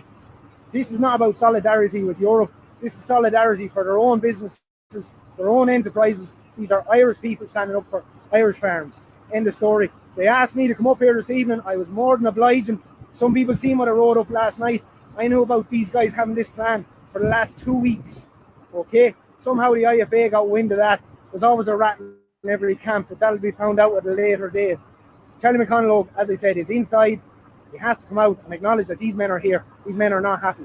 Now, the IFA are out in force around the country, but why have they gone everywhere except to the main source of the problem, which is the Minister for Agriculture? He is the representative on your behalf when he goes to Europe and does things like that. He's a representative in the government, and he doesn't really care. That is the bottom line of it. So I'm going to throw up a reel. Make sure you share it. Tell people to get down to the Athlone Springs Hotel. And sure, look, if you see me disappear, you'll know why. They've got me. So a couple of things there. I think, look, listen, I agree with the sentiment insofar as when he's saying the IFA are gone elsewhere rather than to the root of the problem. Fully agree with that point.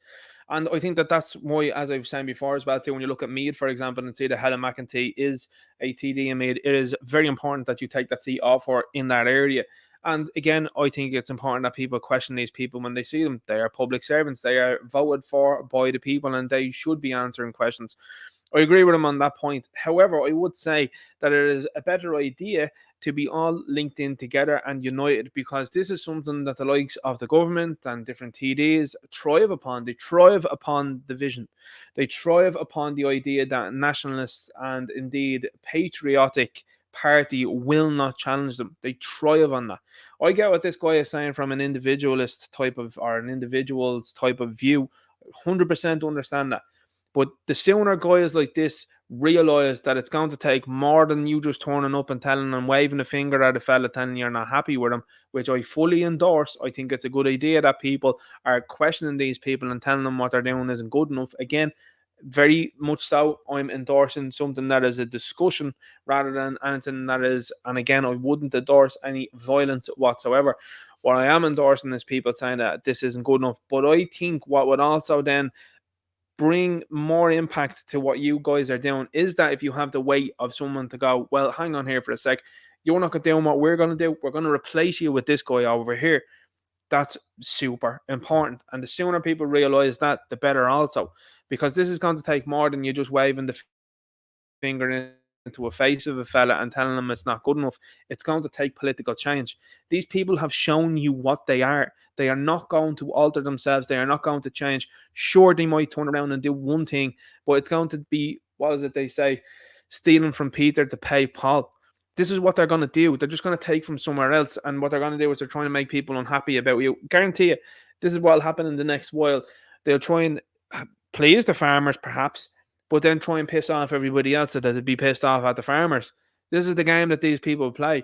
And see, that's why when a statement like that is made, I always look and I say, I don't think this guy is understanding it. I don't think he's unplugged from the matrix too much. But again, I digress. This comment and indeed this video has gotten out there and is shared around. This is him. Not this guy that was in the video, but this is the minister in question that he was talking about in the previous video being questioned here, where he sits. Answer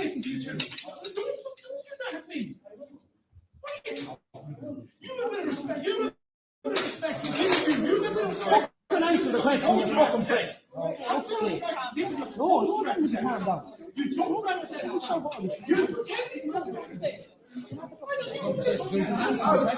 Now that bothers the life out of me. I'm just going to stop it there for a sec, all right? And people be like, Ninja, we were just looking. See this individual here, and it's a particular thing that you're saying, and I know there's a lot of based women in the chat here. This doesn't help matters. What ends up happening is then the fact that you're telling people to lower their voice or be calm like that just pisses fellas off more, Okay, and especially as well too when this is something that's impacting them in their livelihoods, their lives, and their own families. You think that waving your little hand at fellas is going to calm them down? Are you for real? I saw a video as well too there recently of a gym there where Irish lads were in it, and there was a gang of African lads there, and there was a skirmish, we shall just say, and there was women getting involved in the middle of them. Ladies, please tell yourselves, your daughters, whoever it may be, to never get into the middle of a skirmish between fellas, because there's only one outcome that's going to happen there. Someone's going to get seriously injured.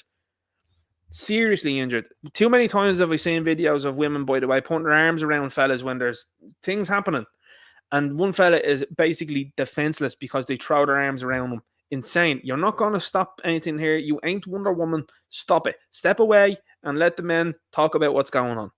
You fucking answer the question, you fucking prick.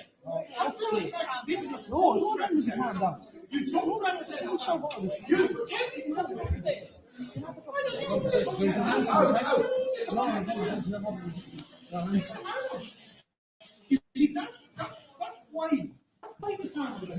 The total lack of respect that you and the rest of the government have for the rural community in this country. Yeah, and that's not the language that you listen to. There was someone of you to sit here and have a little cozy interviews with the media when there's nobody to debate with you. There's nobody to debate with you. You can sit here, you can tell them whatever you want. Look, you can say whatever you want, unless you're going to drag me out and go, no. Huh?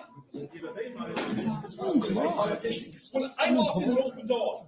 I walked in a wide open door. I walked in a wide open door. Correct? What are you talking about? I'm walking anywhere. I just want to pause the video here and draw your attention to this here, by the way, right? This is a man that's now arguing with some other clown that's asked him how he got into the place. Look at the reactions from the four people sitting here. They do not know what to do. There's nobody arguing here at all. They're just sitting each other, looking at each other going, and they're all thinking the same thing. How did this fella get in, and how are we being, we're definitely being recorded here, and this looks bad. And none of them have anything. Surely these geniuses would have something to say back to this guy to be able to disarm him from whatever he's saying. No, they all look down. I'm sure probably two individuals here, people would be saying, Ninja, they're probably someone of a political landscape. I don't know. Are these PR assistants or something like that? Who are these individuals? Who is this guy over here? Let's keep going. I'm talking to the Minister for Agriculture that doesn't represent anybody, either at home or in Europe. What organisation? That's none of your business. I'm a human being. I am a person in agriculture. I'm a person in Ireland. But you got what? I'm not speaking to you. Why not? Because I don't fucking want to. It's over. The meeting's over. No, we respect. The meeting is over. If we wanted it, the meeting is over. The minister is here talking to the media. You had your meeting. You shouldn't sit for this. No. Yeah. I'm not speaking about the whole room of farmers here tonight. No, you didn't answer the questions because we spoke to them on the way out and they said you've enough as helpers do. You don't answer questions. Minister, what the state that agriculture is in this country, and you can sit there. One, I don't care. And what have you got? What have you got? You have any respect? You have any respect for the Irish farmers? Have you any respect for the rural people? Have you any respect for anybody in the rural area? Have you any respect for the young farmer, have you? You have no respect for the young farmer. You have no respect for the young farmer. No. Continue your coaching chat. Now, you can't get me to love farmers any more than that video there. That is so good to watch. It is so good to see someone dressing down these politicians. And in particular, what I will say as well too is when you have a lackey that's hanging around over here trying to chat at you, don't even entertain them. Keep doing what you're doing and speaking to these people. Now, I would even go as far as saying, why are you respectfully calling him minister? Call him by his name. These titles, these made-up titles that these people have mean nothing. They mean nothing. Your Honour, Minister, TD, absolute bullshit it is. Absolute complete and utter bullshit. Means nothing. It is a way to try and kick you down and try to make you feel as if you're beneath or below these individuals. It is done. Finished. Finito. And the fact that other guys that are in here in the room, you see, this is the difference. And these are the guys that you're talking about when you're looking at issues that are happening here in the country. These are all sitting here blank faced, not knowing what to do. The women that are there in the room that are standing there in their €1,500 outfits don't know what to do because they haven't been challenged like this before. And like he's saying, when you were talking to a media, a lapdog media, a mockingbird media, you have no clue what to do. You are out there, out through the gap, and you're trying to run as fast as you can away from guys that are asking genuine questions. And you see the fellas as well too, the guys in the suits that are walking around, they're happy to move away as fast as possible. And then the guys that are actual farmers that are doing a day's work, the lads in the jeans and the hoodies there and the old coats, great stuff to see. And this energy is only going to get stronger. This isn't going away. This is continuing. And you see, this is what I'm saying to you. When these people decided to sign up with the Forum and with the EU and with the other nefarious groups that are out there, these people have brought these situations upon themselves. So what you would see in the media is, and you've seen it already, Holly Cairns was out there whinging there recently. Of course, what's the update on Councillor Owen Hanley? Has there been any investigation into Owen Hanley at all? But she's then crying about saying, I had to close a constituency office because I was afraid. Where are the receipts? Show us the receipts. This is what a government media and lapdog media refer to as threatening behaviour. This is what they think. This is what they say. There was farmers this is the way they'll go with this. They probably will write something like this. Again, allegedly, speculatively. Farmers stormed an AGM and were threatening the Minister for Agriculture with what they were saying. I didn't say any threats there, did you? But you see, it's how they utilise language. They will call these guys vile and horrific, and what they are doing is appalling, and they can't stand over it. It's reprehensible. Using words like that there to make you think, oh, what these guys did is very bad. No, it's not. They're going directly to a clown who's doing stupid things and telling him he's doing stupid things and to stop doing stupid things. And the fact that he doesn't care about any of them because he's sitting there in his tin of fruit, he's just looking at them, sneering at them, going, but it is what it is. The time for people like these in politics is over. We've now entered into a new age, and this is why they're looking to clamp down on the internet massively. And if you don't believe me, look at what the Green Party, again, I can't put into words here on this channel how much I dislike the Green Party. I completely and utterly have no love for them whatsoever. We'll just put it that way. Again, it's mad how you have to curtail what you say on this platform, but yet you can have fellas that are running around this platform telling you they're just as much of a woman as Jessica Alba, but I can say things as they are. Interesting, that one, isn't it? But you've got this party, by the way, the Green Party, that floated an idea.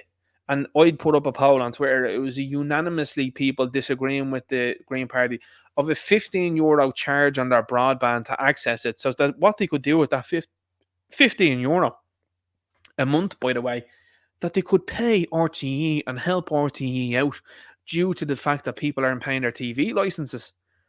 Well, I don't know about you, but that seems like you have a commodity on your hands there that isn't liked by the people. And as a matter of fact, what I think you should do, this is my genuine belief, if you're someone that wants to watch RTE, you should be subscribing to it.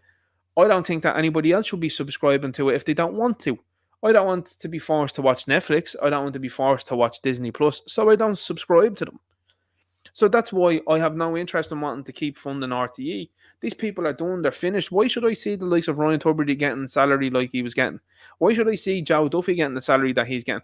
Why should I be funding people that are putting money into the pockets of other people that I completely and utterly dislike and would never ever turn the TV on to witness?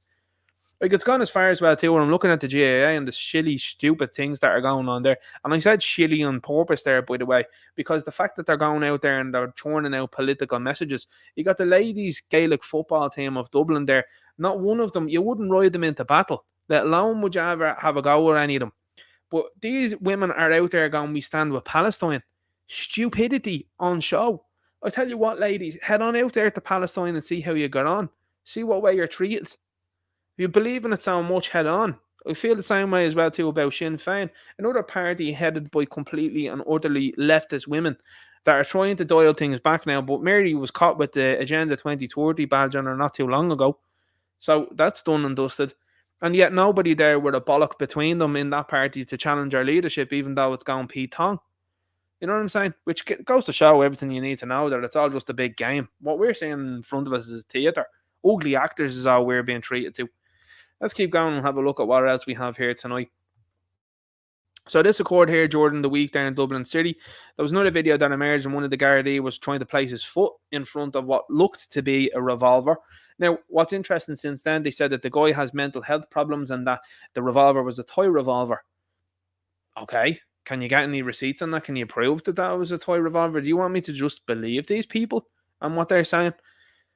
I don't know about you, but when I'm seeing people getting politically policed, what seems to be politically policed, again, speculatively, allegedly, when people are turning up to Ross Cray and they're being treated in a certain way, I don't think that that's right when you're saying that. And then they're telling me then I have to believe these guys when they go, oh yeah, by the way, that was definitely a toy revolver. I don't agree. I don't agree. I need receipts here.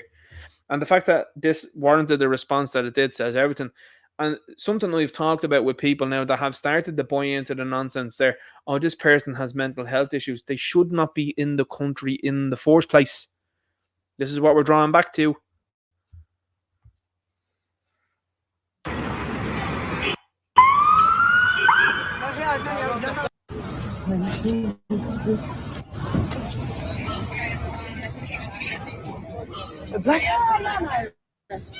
Nothing different.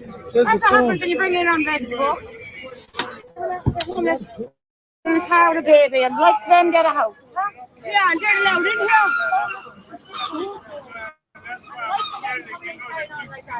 So everything is there.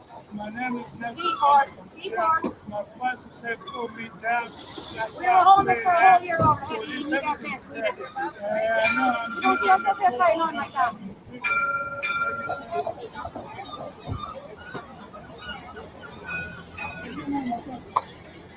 Bye. What the fuck? Oh, where is that foot? Look, you can see the hang-up. Bro, boy's foot. Look, boy's foot. See the handle? Bro, we can't move out of the way, bro. Yeah, there was another angle there, and the fella starts the guard actually starts to push his foot upwards as if the heel is on the ground and the toe was pointing towards the sky to try and stop people from seeing it. It's insane, the angle. I'm telling you, man. And the fact that they decided to do that, that's not helping anybody out. And I mean, I don't know what these guys are being told in the stations or what they're being told on the way out or whatever like that, whether it's a case of, listen, lads, don't let anybody see. But the fact that there was a guy standing there and trying to place his foot in front of shots there of people being able to show what's going on is bonkers. You would think that these people would want that information getting out and letting people know, look what's going on here. This stuff is dangerous. How can you as an organization vote 98.7% against Drew Harris and still then see him as your leader? It's insane. And then not only that, then you don't help people out by showing them, look what's going on here, or clarifying with them, yeah, this is definitely a weapon here. Then it goes back then to the media, and the media go, oh no, it was a toy. So what was he doing walking around the place with a toy? Why did the Gardaí stop him? How did this occur? Oh, he had mental health problems. We just stopped him because he was publicly intoxicated and we happened to find this and it fell out. Okay, but you treat it with such seriousness that it was on the ground. I don't know the protocol here when it comes to these things. Did he have to wait for someone to come along? It seems very odd to me. But again, when you're seeing these things happen in Dublin, I said it on Twitter not too long ago. I think it was during the week when this incident occurred. And I said, we are very close to a massive incident happening here in this country. We are, in fact, I would actually argue that the incident occurred in November when 3 to 5 children, the news is not telling you the full truth in my view because you're not hearing what's going on.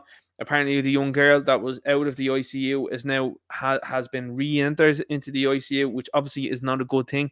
You've seen there recently as well, the woman that was attacked on that day has left hospital, which is a massive positive, but you haven't heard anything about what's happened there.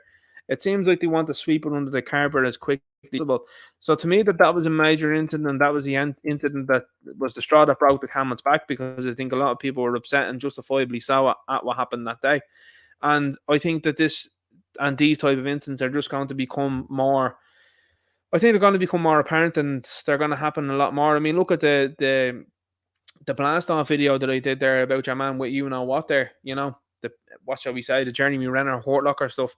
You know, if you catch me drift there, you've got people doing things like that, and 24 hours later, there's people not even talking about it. Like, that was a major incident that was here in Ireland, and yet people are just moving on past it. That's when you know things are bad. Because when things are bad like they are now, you're not hearing about things like that. You're not hearing about what's going on with the farmers. But guess what you're hearing about on the news, guys? You're hearing about the Eurovision.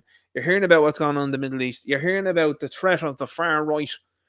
These are the types of stupid things that you're seeing on the news, or other bullshitty things that are going on. The 6-1 news, Brian Donovan is actually leaving, and we're devastated to hear that Brian is gone. Who gives a rat's? Who cares? Look at what's going on here. This is why there's nearly 200 people tuned into this, because they don't know what's going on here in this country. And this is one of the channels that's showing them what's happening consistently. I may add, look at this. You've got this yoke here, and this is the son of El George Soriso. Shall we say that? Will we say that there, yeah? Your man that caused an awful lot of bother around the world. This is the son of your man there. And look at this thing hanging around with him as well, too. Hi there. I'm just over in the forum. Like, did you see my socks? Absolute goofball. And this is when he's after coming after meeting Tony Blair. Like, imagine rubbing shoulders with these people who are viewed as probably the most evil people in the world, and then going, no, it's legit. It's all good. It's insane. Literally insane. And we're seeing this all play out in front of our very eyes. Here we have it. When people ask if you know someone in your family who is promoting anarchy online, well, of course I know him. He's me. Peter Bank and I'll be there. Let's have a look through this here. The Irish Independent went with this sensationalist headline, so I won't jump into that article now. I won't at the moment. What I mean by that is I won't be clicking into all these. I'm just going to read them as we go along. They said this will be the year of the unalived TD. Ministers' fears grow as coalition plans asylum reset. The level of menace, what the phantom menace it is. There's a dark mall running around these places from a small minority is not confined to politicians' inboxes. So what actually happens there in that article, because I read through, because I'd like to read through these things for the lols, the majority of the article is actually spoof, and then it goes towards the end there where someone makes an offhand comment where they're like, someone was attacked in Britain and is now no longer with us now. At no point in time have these people reflected and said, maybe what I've done is wrong. Like, I don't know about you, but that's the position I'd be in if I was these people. I'd be absolutely so apologetic about what's going on, and I'd say, look, I'm sorry, I'm going to fix these things that have happened, and we're going to change things up here. But especially when the majority are telling you what you're doing is a bad idea. But instead, these people are going, no, you're wrong. And here's the thing, and I said it beforehand when I saw Godzilla -1, and I say it again. There was a quote in the movie that talks about the government viewing people's lives, the lives of the Japanese people, as being cheap. And that's what they view you as. The Irish government, I believe, personally, is the same. I believe that these people view your life as cheap. And see, here's the thing. These people get rattled as fuck when you think that their lives are cheap. Isn't that funny, isn't it? Isn't it funny how they can cheer about the repeal the 8th and think as if it's nothing as a celebration? It's actually a horrendous thing that happens there. I'm just going to point that out there, and I like to point it out continually, because that is a horrendous thing that these people cheered for and pushed through. And they will try to go with, what about the women that were attacked and have to go through with these things? Hang on here for a second. That is an extremely small minority, it is. That's an extremely small minority. And yet you want to tell people that they can go in there and use it as some sort of prevention. It's immoral, and that's how far we've degraded and how far we've promoted degeneracy, I think, in our society. And yet these people then think that you thinking that they don't matter is a big issue. You're living in a different timeline here. They said it escaped the level 4 biolab, but it can be stopped with a homemade paper mask. Mike Dixon, Novak Djokovic could ruin his chance of becoming the GOAT by refusing to take the Voldemort. It's a strange hill to go on for a player who was so desperate to be loved. So Mike Dixon is no longer with us now. He collapsed and went away there in Melbourne while covering the Australian Open, his family has announced. So womp womp, consequences there, the actions there. No. There's the €15 a month levy on broadband bills to replace TV license. Now, straight away, they then had to dial it back because people like me put out polls online that was like, do you agree with this? And people went overwhelmingly no. And they said, oh, that's not a runner. But they're trying to stealthily do it somewhere else. You know what I mean? And it's the Green Party that's pushing this stuff forward as well, too. They're also talking about immigration here, and there's a big problem for them on their hands. I mean, elections are looming, so they're going to try and say the right things. Orica government says 15,000 asylum seekers per year would be the new normal. It's important to keep posting these things because this only comes from the 29th of December in 2023. This is only like a couple of months ago. You know what I mean? It's not like they've changed their tune. And this is something he said years ago. He only said this a couple of months ago. I just want to point that out there. The front page of Irish Sun is referenced on the BBC The View a few minutes ago. No TD or Senator will back UFC fighter Conor McGregor's bid to be president. McGregor says, tell them I said prepare to be replaced in the next elections. That's effective. That's our John Dutton here, guys, because here's what happened as a result. Conor McGregor has been doing insane PR work. And when I say insane PR work, I think that's actually a discrediting comment, and I actually will retract that one. What I will say is he is doing things that no politician is doing. He is doing things that makes him look extremely good and very favourable, because these are all things that I'm sure will be pointed to back in the future, and they'd say, look, remember when I did this? Liberty Soup run. So he turned up to this there and gave them a lot of money, a lot of support recently. He turned up again recently, and Liberty Soup run posted this out and said, okay, where do I start? The Notorious MMA has done it again for the Liberty Soup run. He said he was going to get us a brand new van, and look, tonight, true to his word, dropped it off to us. Conor lost for words, bro. We are, you know how much that means to us. You deserve so much credit. When is the last time, no matter what you think of Conor McGregor, when is the last time you've seen a politician rocking down to one of these things and helping out and doing something like this, putting their own hand into their own pocket? Never. Never. This man is. I firmly believe that this could be our John Dutton. I think this is a guy with money that could 100% challenge the establishment, and that's why they're afraid of him. They are terrified of this guy. They fear him like no other they do, because effectively, when he has millions of followers and he is getting the support that he is getting online, and he is getting support like he is in real life, he becomes a threat to these people. Why else do you think that his development, his housing development, was blocked? Why do you think that was? Because that was political play, and I mean, it's like the movie The Gentleman. What I'm seeing here, I think, playing out in real life is The Gentleman. This guy is like the Matthew McConaughey here of Ireland. People will be like, how can you link that in? But look at the way they poked the finger into the eye of Matthew McConaughey, and it didn't work out for him in the end. You know what I mean? So I think this is a good move. He's also been donating things to charity to people around the place as well too. He's doing a serious and a savage amount of work that no politician is doing. And these people all think they're just going to get by. Like Leo Varadkar thinks, I'm just going to get by now, and so do the people out in those areas, the Paul Murphys of the world and all that, think I'm just going to get by in the next election. No, you won't. Especially when he's doing things like this. When you're rocking out there, Paul Murphy, and you're saying to people, I don't know what gender my baby is, you are now in direct competition with a guy like this if he decides to run in his area. A fella who knows what gender his children are and is supporting people here in Ireland. You're finished. Only B puts this out, over half on housing list are foreign from the independent.ie. No correlation between immigration and homelessness. More than half of applicants for the council homes in North Dublin are from abroad, new figures show. It's the first time that there have been more foreign than Irish people on Fingal's social housing list. This comes at the same time that they're telling you they're going to charter flights out of the country to deport people. I believe that when I see it. But not only that, then it would have been more effective if they had have denied these people entry at the border, in the airport, rather than saying, oh, this is what we're going to do. But when you look at it from a very simple point of view, like it's all about money, it then makes sense, because loads of people stand to earn an awful lot of money when it comes to these things. Look at all the NGOs that are in existence because of these people. Kneecap, here's Belfast Jedworth. I told you I was going to get to these people now tonight. There's a lack of understanding about the systems that uphold class division, sectarianism and racism. Where are you going with this one here, guys? Are you trying to say that they were a different race from the Brits? Is that it? Are you using guys now that are Brits out, but everybody else in now, are you? It props up the powerful. Ireland is multicultural. So you are Brits out, but everybody else in. It's not a united Ireland just for the Irish. Okay? So Belfast Jedward here have decided to nail their colours to the mast there, literally. And you've got this dweeb here in a balaclava. You've got these two other dweebs here, these two innocent boys that are sitting opposite side of them there, are telling you that Ireland is multicultural and it's not just for the Irish. What a warped world we live in. And these two Belfast Jedwards here, Belfast Jedwards here decided to respond to Mick O'Keefe when he made a laugh at them of them on their tweet with, did he speak Irish? Amazing. They said to him, we'll go ugat to Mick O'Keefe, as if it's some sort of trump card here. Like what happens to Philip Dwyer not too long ago. Of course, these guys as well too. Full respect to people that engage in the Irish language and try to make it popular. 100%, absolutely. I think that that's a great thing. I do.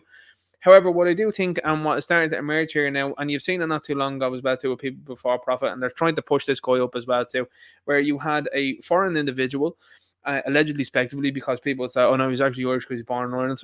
Listen, I don't know who the guy is or anything like that, but I know that the fact that is that I know what ancestrally what Irish people look like, and they don't look like this guy. So you've got this guy then able to speak Irish. Again, full credit to people that speak the language, but then trying to look down upon Philip Dwyer, who is unable to speak to the Irish language to the same extent that this guy is. Meanwhile, what we have here in this country is a complete revisionism of the Irish language. And insofar as people the age of Philip, for example, would have learned Irish to an extent, and an awful lot of guys, not exactly Philip himself, I don't know the ins and outs. A lot of people would have left school is what I mean. By the time they were 14, 15, would have gotten a job, they wouldn't have been able to continue on. And then as such, then when they're working in jobs then that aren't utilising the language and people aren't utilising the language at home, well then it becomes gone, it becomes forgotten. This is something that we're still feeling from British oppression for 800 plus years, by the way. This isn't just fixable. And look at the system and how broken it is that people aren't able to speak it, and it has actually been pushed upon. The media have been doing it for the last couple of years, which is hilarious when you see the media then and other leftists trying to wade into people that can't speak Irish. These are the same people that are rocking around saying Irish shouldn't be on the curriculum, it shouldn't be in the papers or anything like that for the likes of junior cert or leaving cert or anything like that. It should be made to be not obligational, what's the word I'm looking for? Optional. Optional was the word I was looking for there. It should be made optional. So you're actually trying to tell people that they shouldn't pick it at all and they shouldn't bother with it at all. If we spoke Irish as a language wholeheartedly throughout this country, we wouldn't have, I don't think, half the problems that we have. I really don't. Because people, if they came to the country and couldn't speak Irish, like, good luck to them trying to learn it. Good luck to them trying to learn it. But this is the sort of treatment that you're getting here. And this is why these were a group that I was keeping an eye on for a while as well too. And I was waiting until they made an error like this. This was a group that supported Erica Cody when she had a falling out and tried to cancel Versatile. This was a group that supported her. Snakes.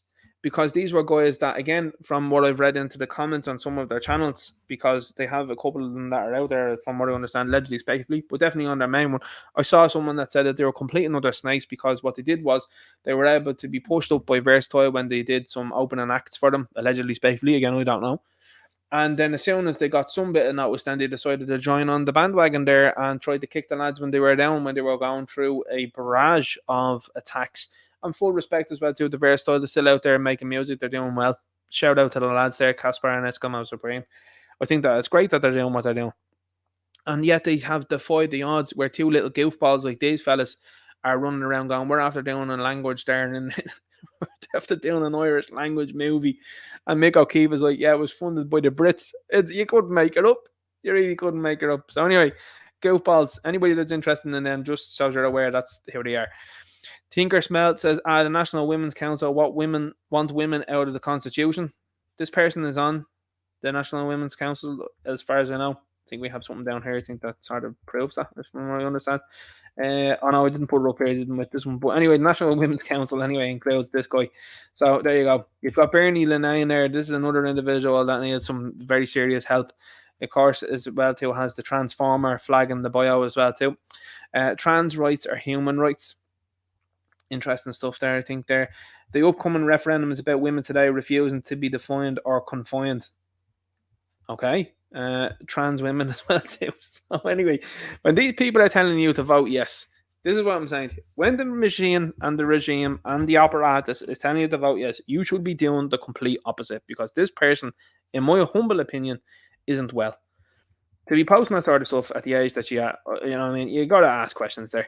Eamon Ryan, when he first heard reports, shout out there to Fitzem there with this meme. Eamon Ryan, when he first heard reports of homeless people rummaging through bins for plastic bottles. That's actually what they do in Germany, by the way, just as you know. If anyone hasn't been to Germany, you should.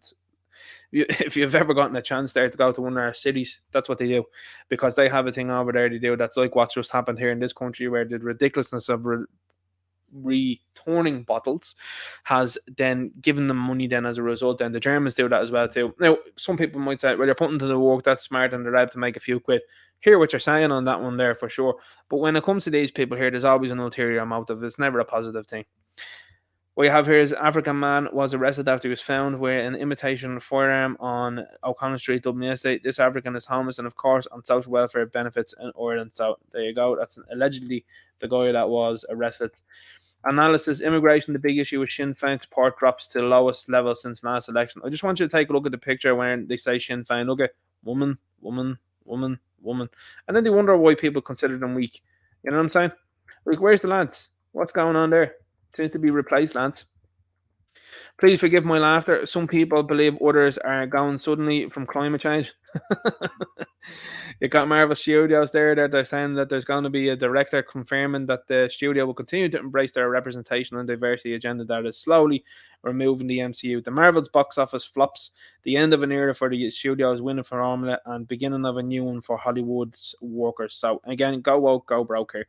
Love Island fans switch off in droves. This is absolute complete and utter brain rot for people out there, and particularly at Love Island.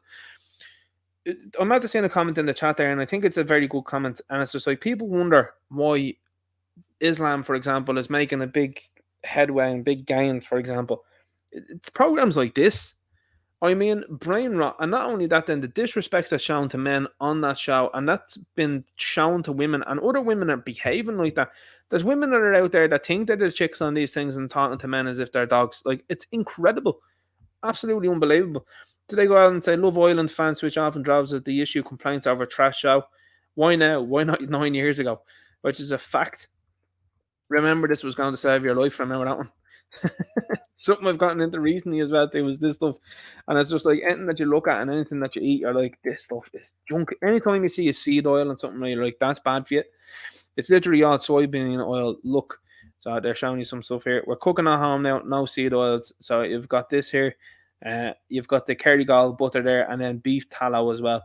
And people are starting to do that. We're meeting now with the real butter as well too. Feel a lot better, I have to be honest with you. You know, just speaking from personal experience there, eating a lot more beef and eating the likes of the butter, the Kerrygold butter, with it and feeling much better. Gen Z boys and men are more likely than baby boomers to believe feminism is harmful. You see, that's the point.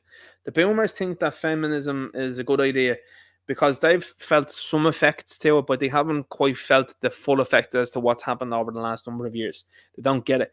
They don't get with the fact that I just pointed out what's going on with Sinn Féin, how they're headed by women, that will be attacked by someone and they'll say, oh my God, you're a misogynist incel.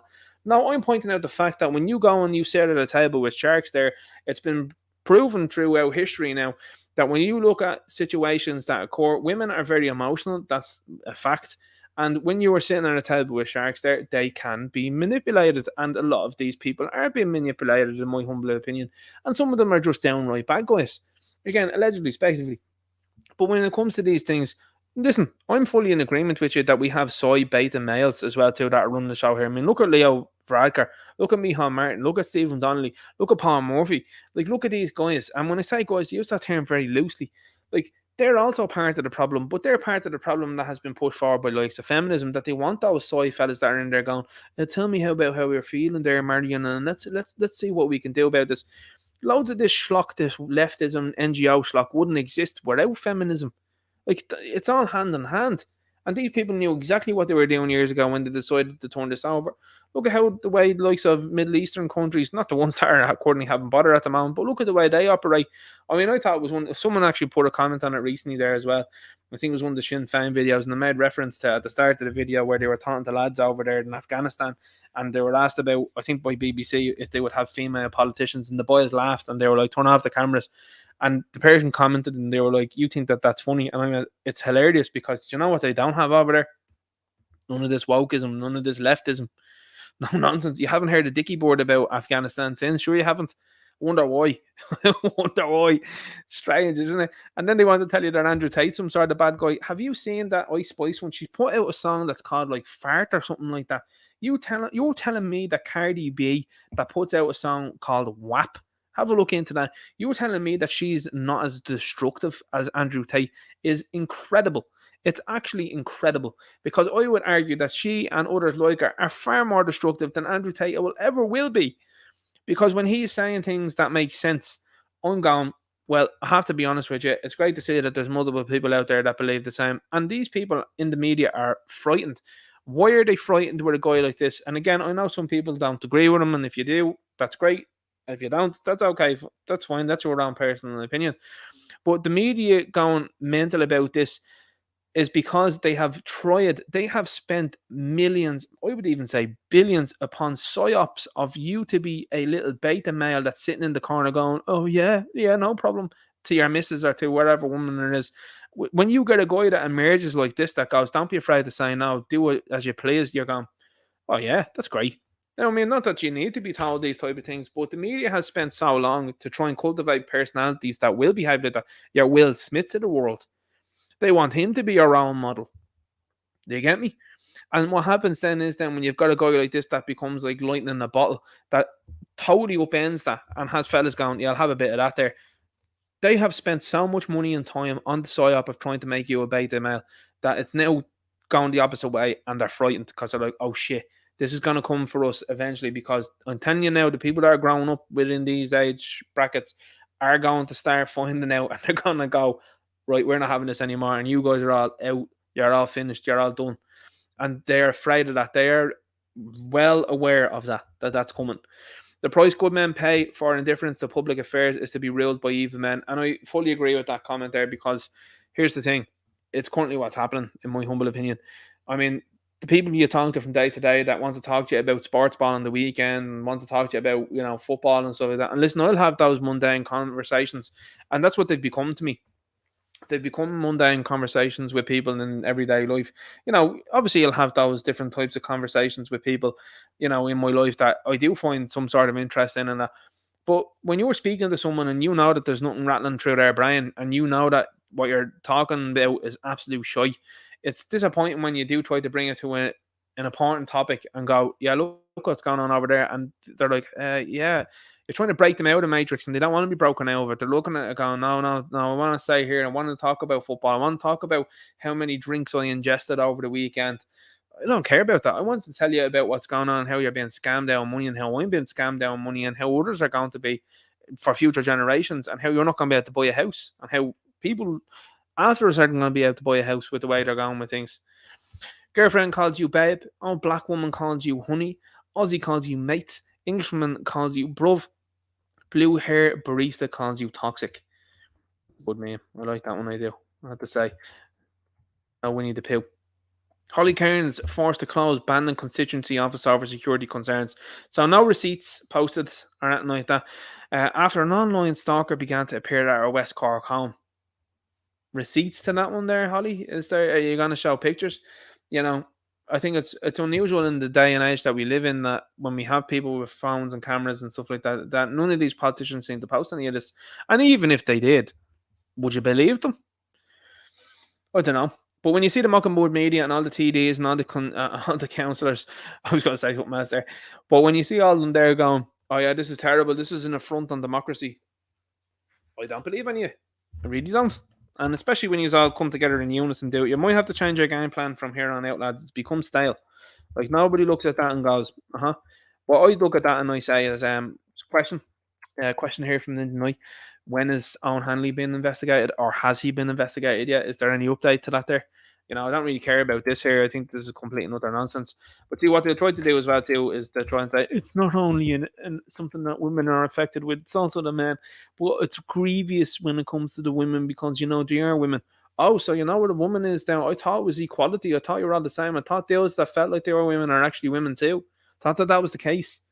It's not the case. So you want me to believe in feminism and feeling sorry for a woman there when something like this happens to her. But in the same token, you're telling me there that John is now Brenda and that I should be totally accepting of that. Right. And he should also be let into the changing rooms there with women. Should he? Yeah. Okay. Right. And he should be into the women's prison there if he ends up there. Right. Women's football teams. But I have to totally be putting myself aside and be totally emotional about the fact that this has happened allegedly, especially to Holly. Okay. Right. That's going to be a no from me. I don't care. I really don't. So that's what the media try to do. They try to gaslight you into caring again. Another thing, like as I said, the Godzilla -1 really awakens something within me. You know, these people, these politicians feel your life is cheap and they get grossly offended when you think that theirs is just the same. That you're like, sure, I couldn't care less about you. I think that they think that's the worst thing in the world. Welfare for all Ukrainians in Ireland may be cut. Sure, like why hasn't that happened already? Minister for Social Protection Heather Humphreys has said the government might down the road have to reduce welfare payments for all Ukrainians. Okay, so why isn't it that these people are cut from the welfare immediately? How many of them will scarper out of the country, by the way, when this stuff is cut? That's another big question.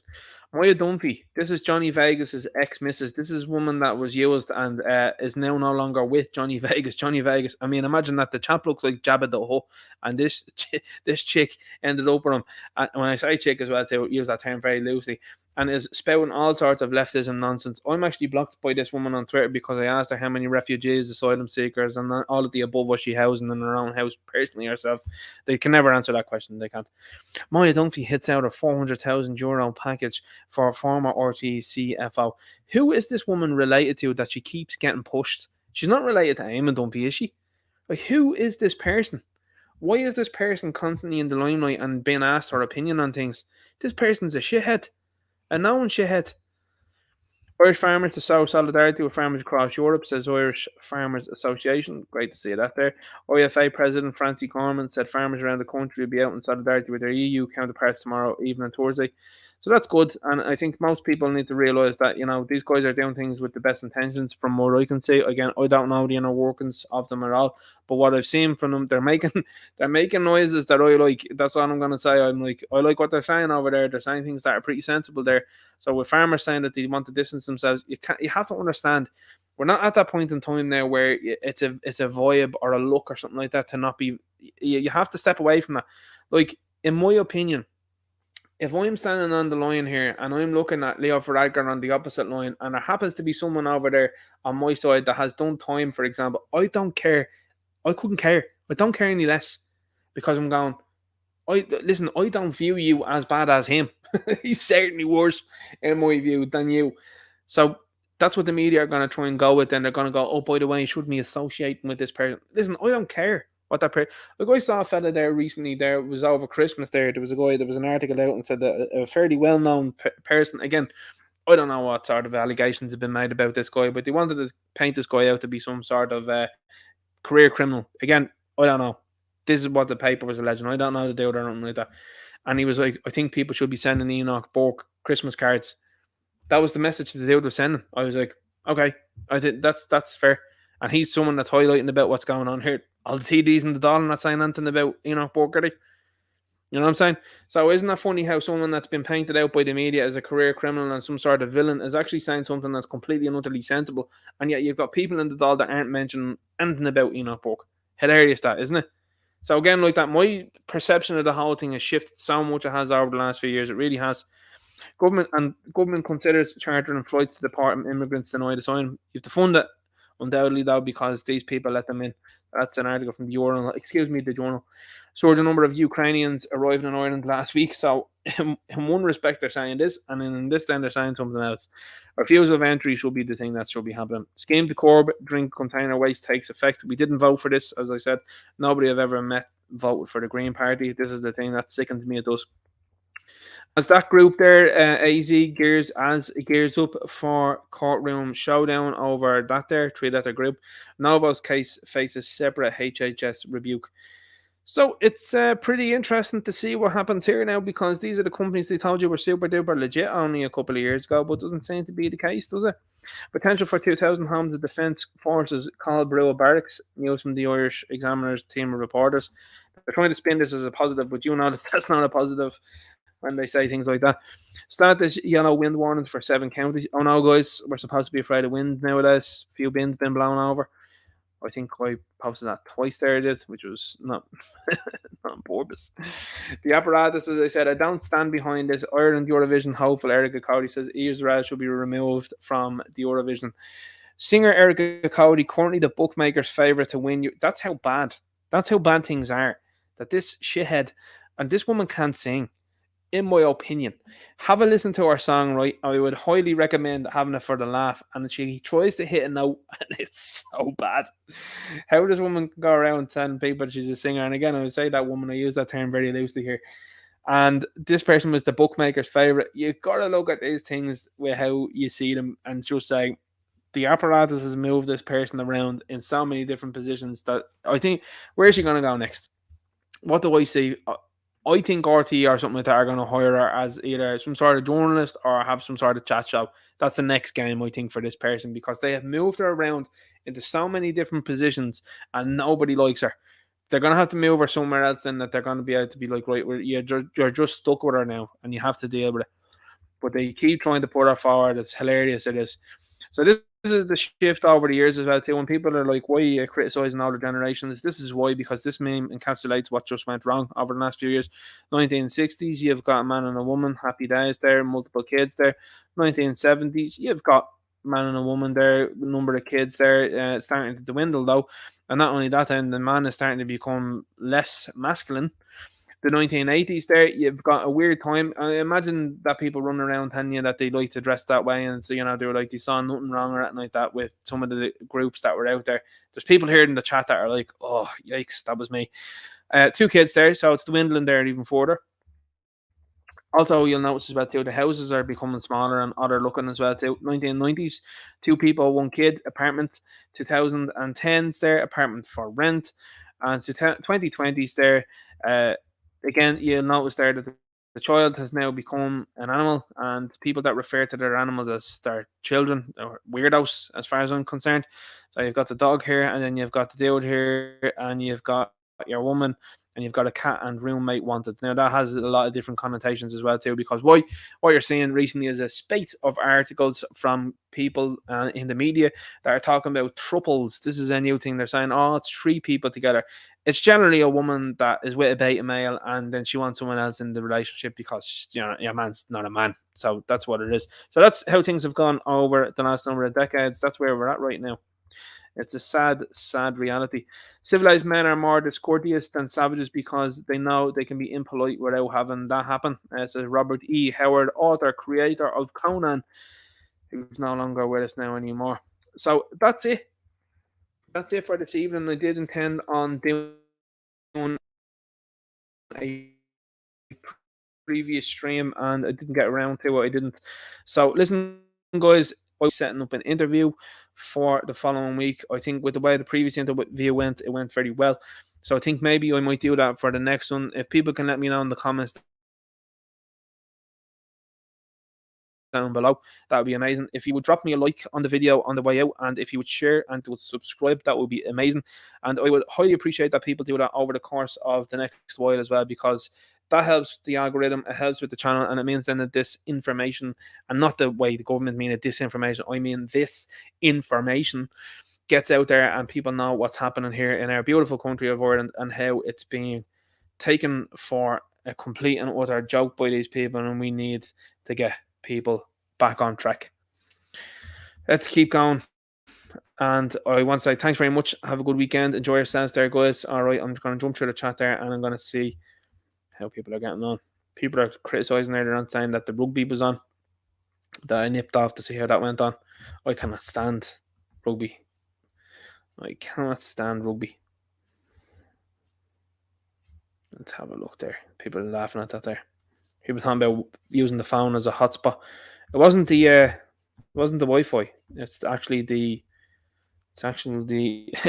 equipment. It's too old. Just be honest with you and not say it. Let's keep going here. Yeah, CK Media there. I think I said that earlier on. Ferg's Powers in here as well too. The base Ferg. Good to see you here, man. Might miss some of your earlier chats there. I did, but I'm just zooming through here now, trying to catch up with the last hour to see what's happening. Oh yeah, I was talking about True Detective there recently as well too. I watched it again recently, and it's funny as well too. I was talking to you recently about that, and I said about the Matthew McConaughey character was someone that didn't believe in a higher power or anything like that, and then they finish up the series by like, he's like, no, does a full turnaround. You wouldn't see that nowadays, and he's like, there's definitely a higher power there. I could feel it, and I'm like, great, that was good. I liked when they did that. Let's keep going here through the chat and see what's going on.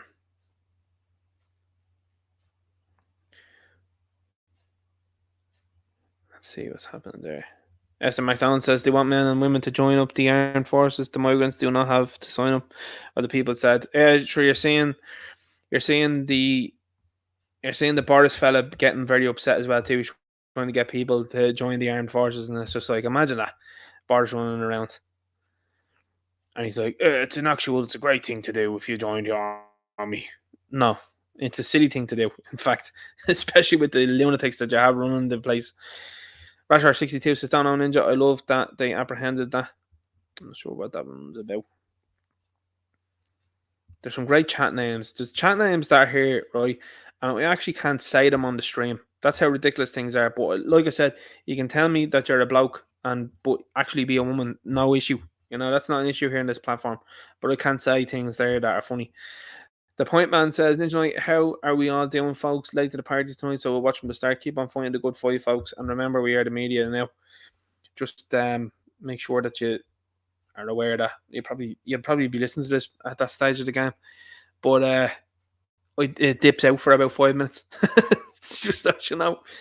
CST says, Ninja Night, they can't answer unscripted questions. Yeah, for sure. Absolutely. Air about says 36% of Dublin inner city is Irish. That is a staggering statistic there. It's not good. You're becoming a minority in your own country, and it's been cheered on by freaks, which is the sad point. You know what I mean? Like, you've got people that absolutely despise you, and this is the thing. That was something that Satirical Sauder said there on the interview that I was like, just rings true. You know what I mean? They absolutely despise him, and he loves it because he's like, I definitely know I'm 100% in the right here when these people are so uppity about me as they are. Johnny Boy said, I said as soon as Mary Lou got leadership that it would end up as a party of toxic left feminists and simpy men. That's one reason I left them. As I said there not too long ago, I was talking to a guy who's talking to a fella there that's vehemently interested in Sinn Féin and realised as I was speaking to him how badly things were going. And I was just like, listen. And he was like, I tell you what, they have a chance there to see if they change their tune when they get into government. He thought it was all a master stroke. It was going to be a game that they were planning to pretend like they were as left as everybody else. And then they would just change their tune when they get in. And I'm like, listen, you have not been watching what's going on. On the booster says small potatoes compared to the cancer you're drinking and bathing in from the tap. Yeah, that is the THMs. I'm going to do a video on it for sure anyway. But yeah, they released an article there during the week and it just slipped out. No one's talking about it. And they're like, yeah, no, the water definitely has carcinogens in it. And we will probably fix it by 2026. What do you mean probably fix it? Like, and why are you leaving it for 2 years? And how long has this been going on? I said it before, isn't it? Ireland's the third highest cancer rate here in the world. This little island. You know, Mary Q. Phillips says, I love when you do Leo. That's a strange sentence now, Mary. Okay, I'm just going to say that there. I'm going to say that that's a strange sentence. But I get what you mean. Just messing, just joking. Let's keep going. Esther McDonald says, I speak to Trump, old lawyer Rudy. I have a post that was showed a woman using something Trump and Rudy did years ago for charity. She used the same thing to do to Trump. Are you talking about the woman that was accusing Trump of doing things with her? And did you see her? I was like, no, hang on here for a sec. There's no way. Beautiful Lance says, Ninja, you're a great yapper, and that's a compliment. Thanks very much. Much appreciate that. Usac Hunt says, yup, McGregor. I definitely think he's someone that you need to get behind for sure when it comes to the things going forward. Johnny Boy says the media are put to get Conor like they tried to take down Russell Brand, Trump, and the living legend Elon Musk. Elon Musk gives me the heebie-jeebies at times, though. Like, you know what I mean? Like, I like when he told people where to go there recently, but then they're like, oh yeah, there was a successful Neuralink there last week, and I was like, oh my god, the guy that's telling you that that Skynet is impending is the same guy that's like, yeah, Neuralink is happening there where you have an artificial intelligence there. Would I be correct in saying it's an artificial intelligence? But anyway, he was talking about as if it would be some sort of repairing thing, like nanobots sort of idea. It's an interesting thing, and I get the idea behind it, but I'm like, just, you know, cyborg sort of stuff is really dangerous to play with. It is, you know. That's what I liked about Zack Snyder's movie, about how he depicted cyborg in the Justice League. I was like, that's pretty appropriate. We've got Fergus Power that says Ninja Night 24/7 blockade gone up in Crooksling. If anyone can get up and shower support, please do. It's imperative. This place is implanted. See you all Monday. God bless all in this fight. Erling God bra. Jerome Reedy says hello everyone. Only back from League Slip. Says no protest Ninja Night. He says good to see you here, Jerome. Let's keep going here. Down through the chat. Fernando Murky says the Love Island thing is on YouTube. Very anti-men. 100%. 100%. These people are bad news. They are that go on to those shows and that they keep going. Moto Marcos says, do you have a Discord or something? No, I don't have a Discord, no. Esther McDonald says, air fryer runs on electric. Best thing I ever got. There's something that gives me the creeps about the air fryer. It's like it's becoming too popular. You know, when you see something becoming too popular, I'm always wary of it. People would be like, you have a conspiracy theory about everything here, Ninja, or you're distrustful of everything. Yeah, I'm distrustful of everything, especially when it's been pushed popularly. I'm like, there's something up with them. I don't know how long it's going to take. I don't like the smell of them. I don't like the taste of the food out of them. I think they taste weird. And I'm telling you now, in 10 or 15 years' time, there'll be some sort of article that'll come out and be like, yeah, no, it's bad for you. I've no doubt. No doubt. Budgie Borger says there's a video of Cardi B twerking or beans pop out. It's a deal. It's a deal. That's what they're saying there. Hilarious there. There's been a big uptake. Someone was saying to me recently, they were like, there seems to be a big increase in glowies recently, both on YouTube and on various different social media platforms. Don't engage, is what I would say. Don't engage. It's too easy. It's obvious. You know what I'm saying? Don't bother. Frank Barnes says, Ninja Night Ilhan Omar said, Somalia first, Islam second, and Somalia for the Somalians. I guess it's all right for some, and breaking the US Pledge of Allegiance. Somalians are colonizing Minnesota, according to Frank Barnes. America's in a bad shape now at this moment in time. And what's happened there is that when they've sneezed, the cold has come across here now, and we're after feeling it for a little while. But I think we're shrugging it off now. I think a lot better than they are. Era only B1014 says, Emma Dunphy, I'll tell you who wrote it. Rod Little. I'll tell you who wrote it. He's the guy. Oh, I remember that there, yeah, man. Bill. What was it? Bill O'Hurley, wasn't it? He's just like that. I know Eamon. Who wrote it? Who wrote it? You can't write King a Tug or something like that, was it? He said, I'll tell you who wrote it. Rod Little. He's the guy that left his wife and rang off with a young one. I know, Amy, you can't say that. It's true. That was Eamon Dunphy's words, not mine. I'm just saying. I'm just just performing what Eamon Dunphy said. James Casey says, why would anybody have their phone stolen? Sounds like a scam. Don't know what you mean by that there. Yeah, people picking up there on Ibrahim Halawa as well too. Holds a decent position nowadays. He does as well. How did he get there? You know, amazing how people in the government fought really hard for him, but Borg Language is in jail and there's not a dicky board about. Interesting that one, isn't it? Eamon Barrett says, thanks, Ninja. Occident Advocate says to get Niall McConnell on the show. Yeah, I'd be open to that as well too, for sure. 100%. Derek McManus is in here as well too. Great to see you here, Derek. And thanks very much as well too to all the mods that are here as well too. You do a stellar job. You really do. Saints and Scholars in here earlier on as well too. Era only B1014. Sheepdog is in here as well.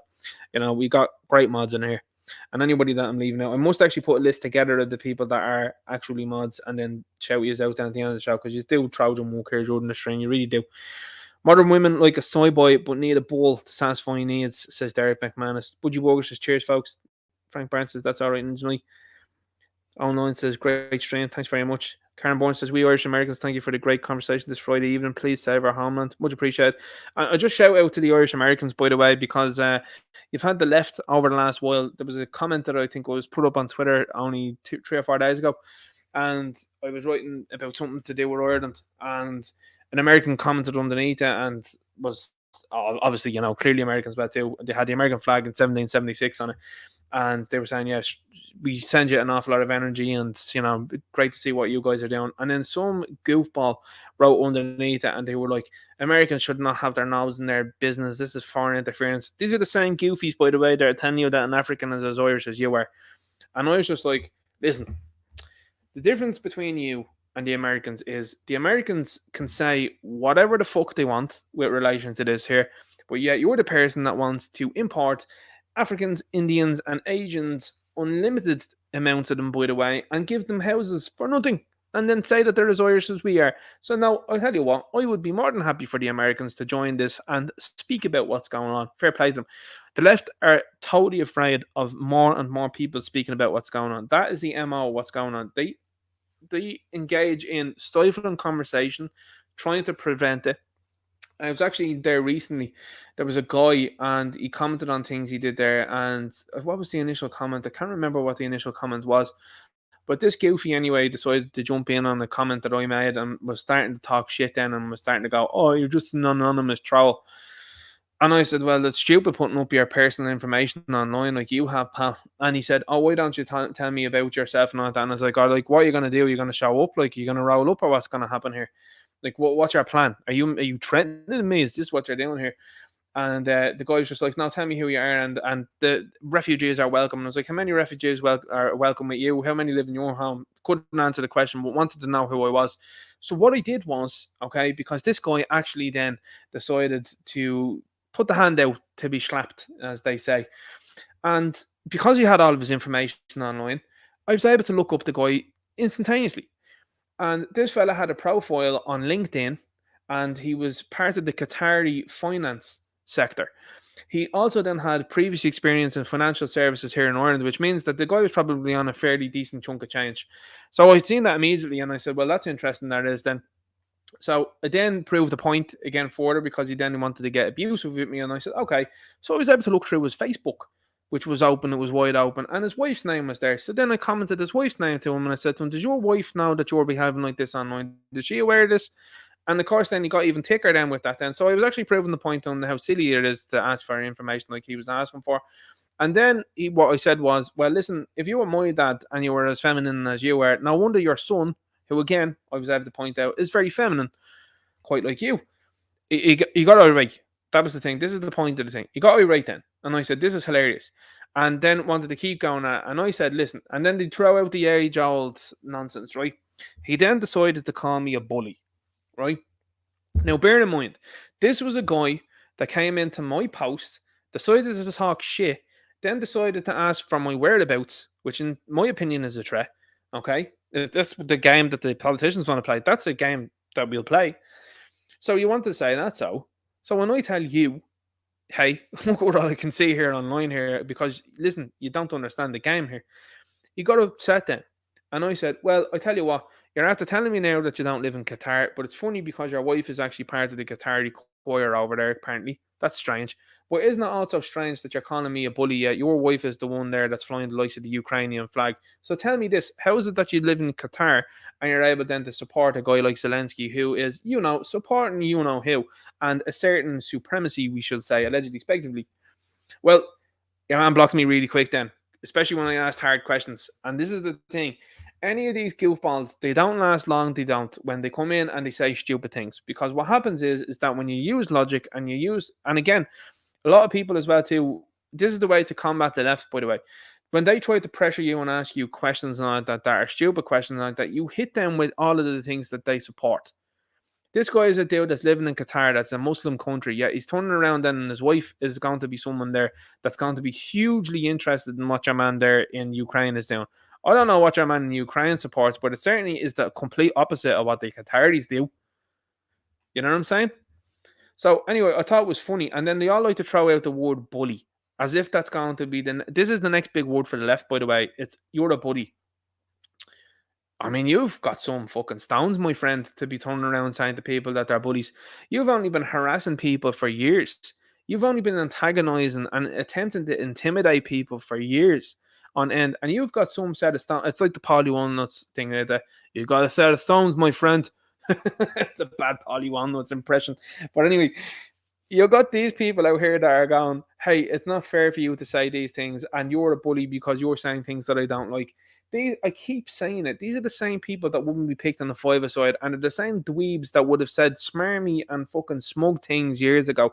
And then you'd say to them, I'll see you in PE. That's what I'll do. And then they'd always forget the gym gear then. But you knew, and they knew what the crack was. They knew what was up. So anyway, shout out to the Irish Americans that are letting us know what's going on. Sheepdog in here says I was messing Ninja. Oh, it's too far back now. I can't remember that. DF says put Ninja in the doll. Much appreciated there. Moto Marco, no, there's no group chat. Okay, there's none. Group chats are dangerous. Okay, Hillbilly John, make me a mod Ninja. How long are you here? The other mods know. Arnold the Saxon says thank you, Ninja Knight. Degman says Ninja Knight Ruby is the best sport in Northern Ireland. Will you stop? That's shocking. Armchair Limerick National says Ninja Knight, sound for the great stream, Ninja. Well done. Thanks very much. Much appreciated.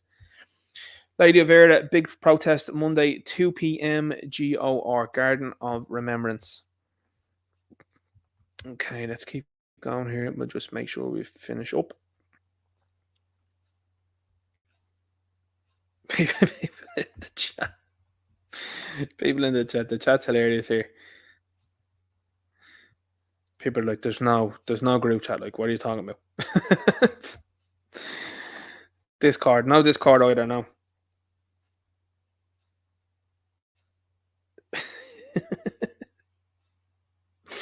The comments here are great there.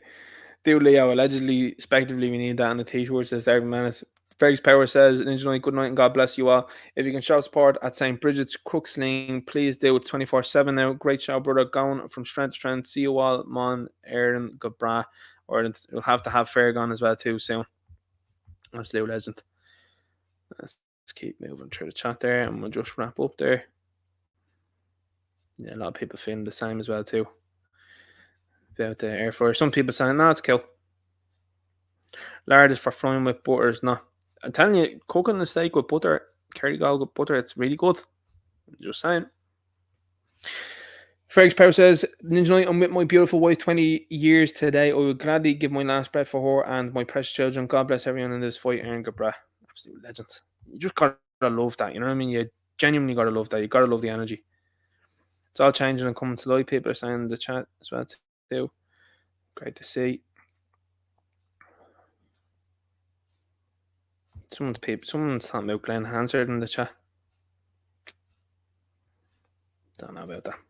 Glenn Hansard would go to the opening of an envelope though, wouldn't he? John Bean. To the left. Laughing at them. Oh, stop. They're just so easy just to laugh at. They really are. Yeah, I saw that there as well too. Era only B101 forces. Ninja Knight, the latest Miss Japan, was won by Ukrainian, and she was how shall we say, like a Seth Rogen character. We say that. Ben Stiller, Ben Shapiro, catch me drift. You know, who wants to promote diversity and calls herself Japanese. She's not Japanese. I just want to put that out there. Even though she's a white woman, she is not Japanese, and the Japanese people are horrified by that as well too. In fairness to them, they're based. Okay, let's keep going here. And Fernando Murkin says Kerrygold is like who's taking a horse to France. That's a good one. Okay, guys, look after yourselves. All right, best of luck. Have a good weekend. Enjoy. And big one there on Monday. It is as well too, obviously as well. So hopefully all goes well. Again, a peaceful demonstration, and it lets people know that we want a massive change here in this country. We will have a massive change in this country, and I do believe that will happen. So best of luck. Look after yourselves. See you in 2 weeks' time. I'll probably put out a post and let people know that, and then I'll be dropping more videos throughout the week. So thanks for dropping in here tonight. I know it was a later showing, and also as well, there was a bit of technical difficulties in the middle of it. So I do appreciate people that tuned in, maybe some tuned out and tuned back in. So thanks very much to everybody that came in here. With a solid 200 plus in here tonight, that's amazing.